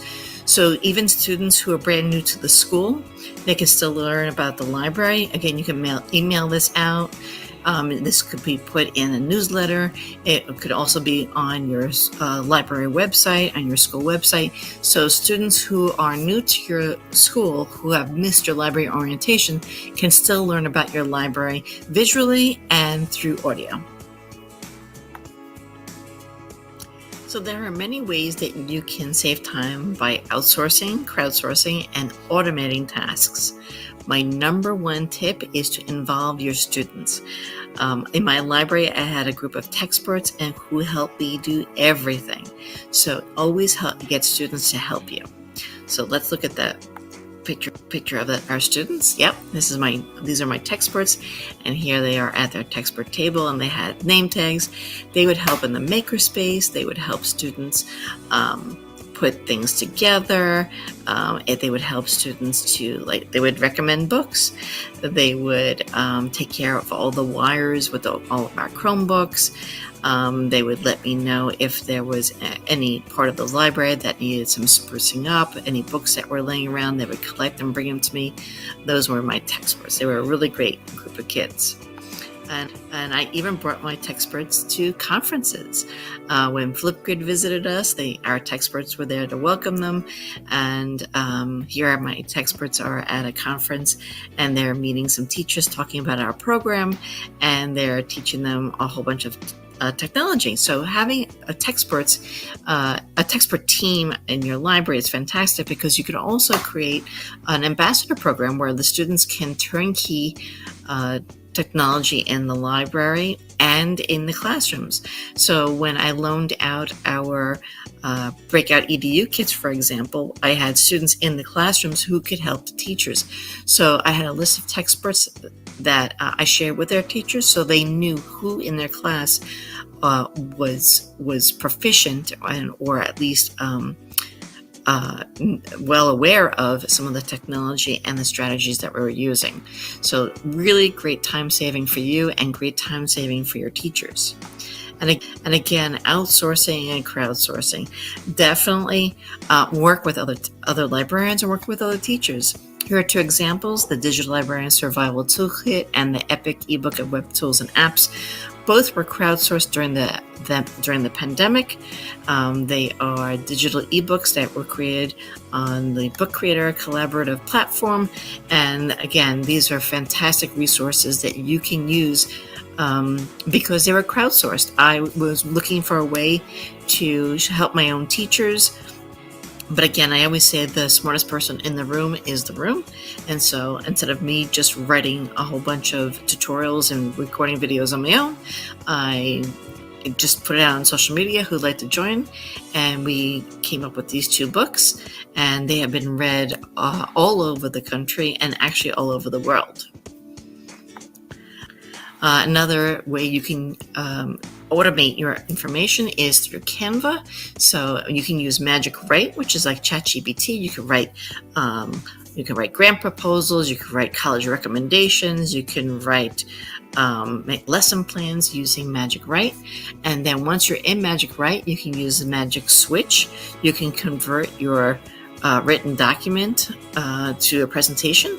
You can translate it, and you actually can transform it. So you can take your AI generated information, tweak it, and then make it into an executive summary or a blog post, a marketing video script, a poem, anything you like. So again, this is embedded right in Canva. So you don't need to go to another AI tool. And while you're there, you could also use Magic Media. So let's say you're creating a presentation and you need just that right image. You can go to Magic Media and type in what you like and create either an image, a graphic, or a very short video. Another tip I love to use is the Book Create. So you can create certificates and awards for a World Read Aloud Day, or any other challenges that you have, or you can even teach your teachers. So all you need to do is upload the Google, download the Google sheet into a CSV file, upload it, or you could even upload an Excel file, or you could even do them manually, and you can use the Book Create to attach the data to different points in your awards, and you can generate up to, I think, about 350 awards just by pressing one button and uploading your data. And the last tip for using Canva to save you time is to create your your posts on social media. So you can create them on Canva, and then you can connect your social media to Canva and schedule them in advance. So instead of creating something and downloading it and then posting it separately, you can just create in Canva, use the scheduler, and connect your social media, and then you can just share on social media in advance by using the schedule. So I just love Canva for automating and for making my life easier. Many of us don't have time to collaborate with teachers because our free time just does not coincide with their prep time. So now that we've gotten used to collaborating during the pandemic, creating a Google Drive or a Google Classroom together is so easy. So maybe you could consider making a Google Classroom. If you use Canvas, you can ask your teachers if you could be a co-teacher in those classes with them. This way, you can share the information literacy skills that they need, and you can see what they're doing in their Google Classroom. Canvas is also very good for that. You can help the teachers create resources, maybe make a module in their class that they're doing some research on. But again, ask the teachers if you can be part of their learning management system. You can also create your own Google Classroom or your own Canvas where the students are not graded. If you're middle school or high school, or you can grade them in elementary school if you need to give grades. But you can also make it that they can just read only. So it serves almost like a website where you can update information. You can also create a digital badging system where you can create modules and micro-credentials that students can use. So definitely get on board with your school's learning management system, whether it's Google Classroom, Canvas, or even Seesaw for the littles. Here is a template through Book Creator. If you go on their website, you can see it's a library handbook. So whenever you use Book Creator, or even if you're using Flip with Microsoft Teams or Padlet, always become a co-teacher. And then you could help your teachers. So this is actually a template. You can create your own library handbook, and you could remix it. So anytime you can make a template, whether it's Book Creator, whether it's Padlet, whether it's Canva, and co-teach with your teachers, it will lessen the load. You can help your teachers, whether they're in the library or not, and they can get the benefit of your expertise, and your students can get those information literacy skills that they might not be able to get in the class. If they didn't come to the library, they can get it from you virtually. The library track product actually is a really great time saver for me. In our library, we use the calendar feature. So we have different parts of the library that we can sign out to teachers and to students. We have an innovation lab, we have a tax center, which is professional development, we have our pilot classroom, and we have the library itself.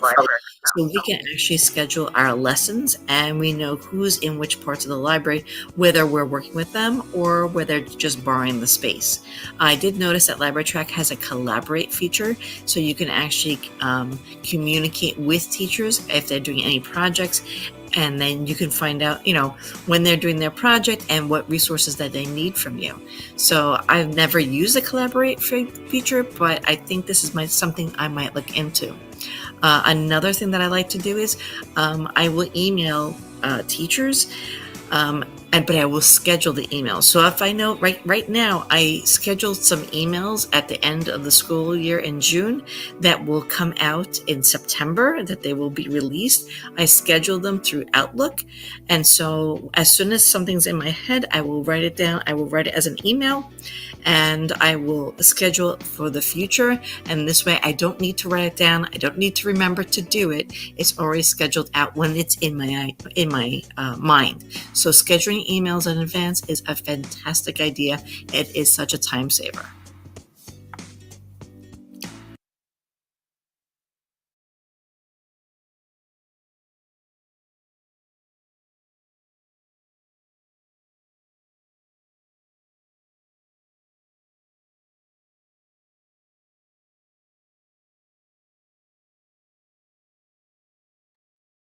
Okay, having a little technical difficulty. Hold on just a second.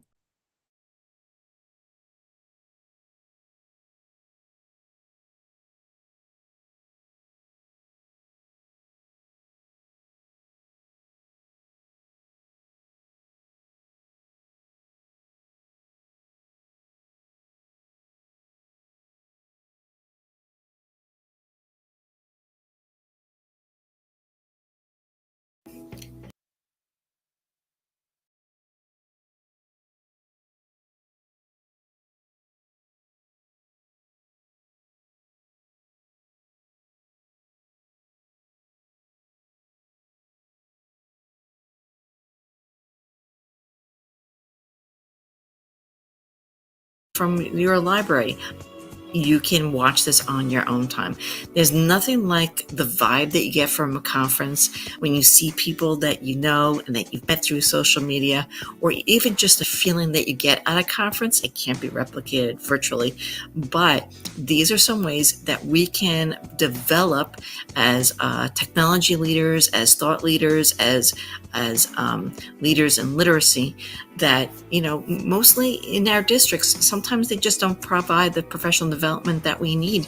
We may work in very small districts or districts who don't have the funding to have professional development. Finding professional development on your own, like this conference, is really integral to you becoming a library leader. So just want to remind you here, I've run Egg Camp Cardigan Camp. That's every year around in the fall, and that's a 24-hour virtual conference. We try to make it, starts at midnight and ends at midnight. We just had our Egg Camp AIVRAR. And we are going to have our International Summer Virtual Showcase for Canva librarians and teachers, and that will be on August 3rd. These resources are available to you, and you can just sign up for them, register for them, get the links to the videos in advance, and then afterwards you can review and revisit the resources, and then you can download a certificate of participation.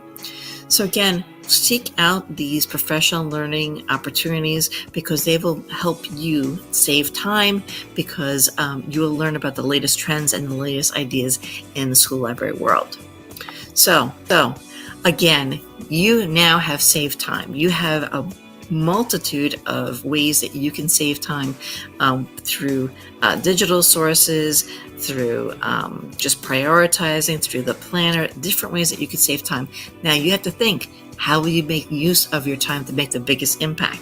You have saved some time. What are you going to do? What new initiatives are you going to begin? What new projects do you want to start? Because you've saved the time that you need. Don't forget, you're going to be able to win perhaps a Demco School Library Planner. Demco has generously provided some planners to raffle off, so you might be a lucky winner of a Demco School Library Planner.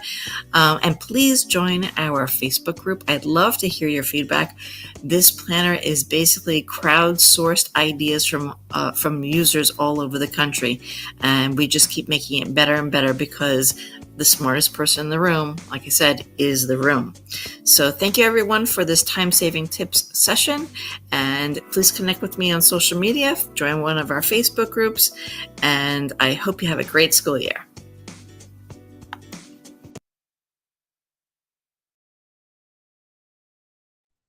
All right, I placed a save the date notice in the chat for Christina's upcoming event that will be taking place on August 3rd.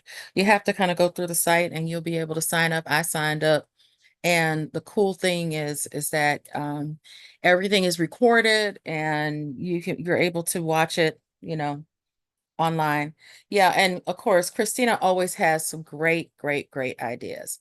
Okay, it is raffle time. It is raffle time. So let me go into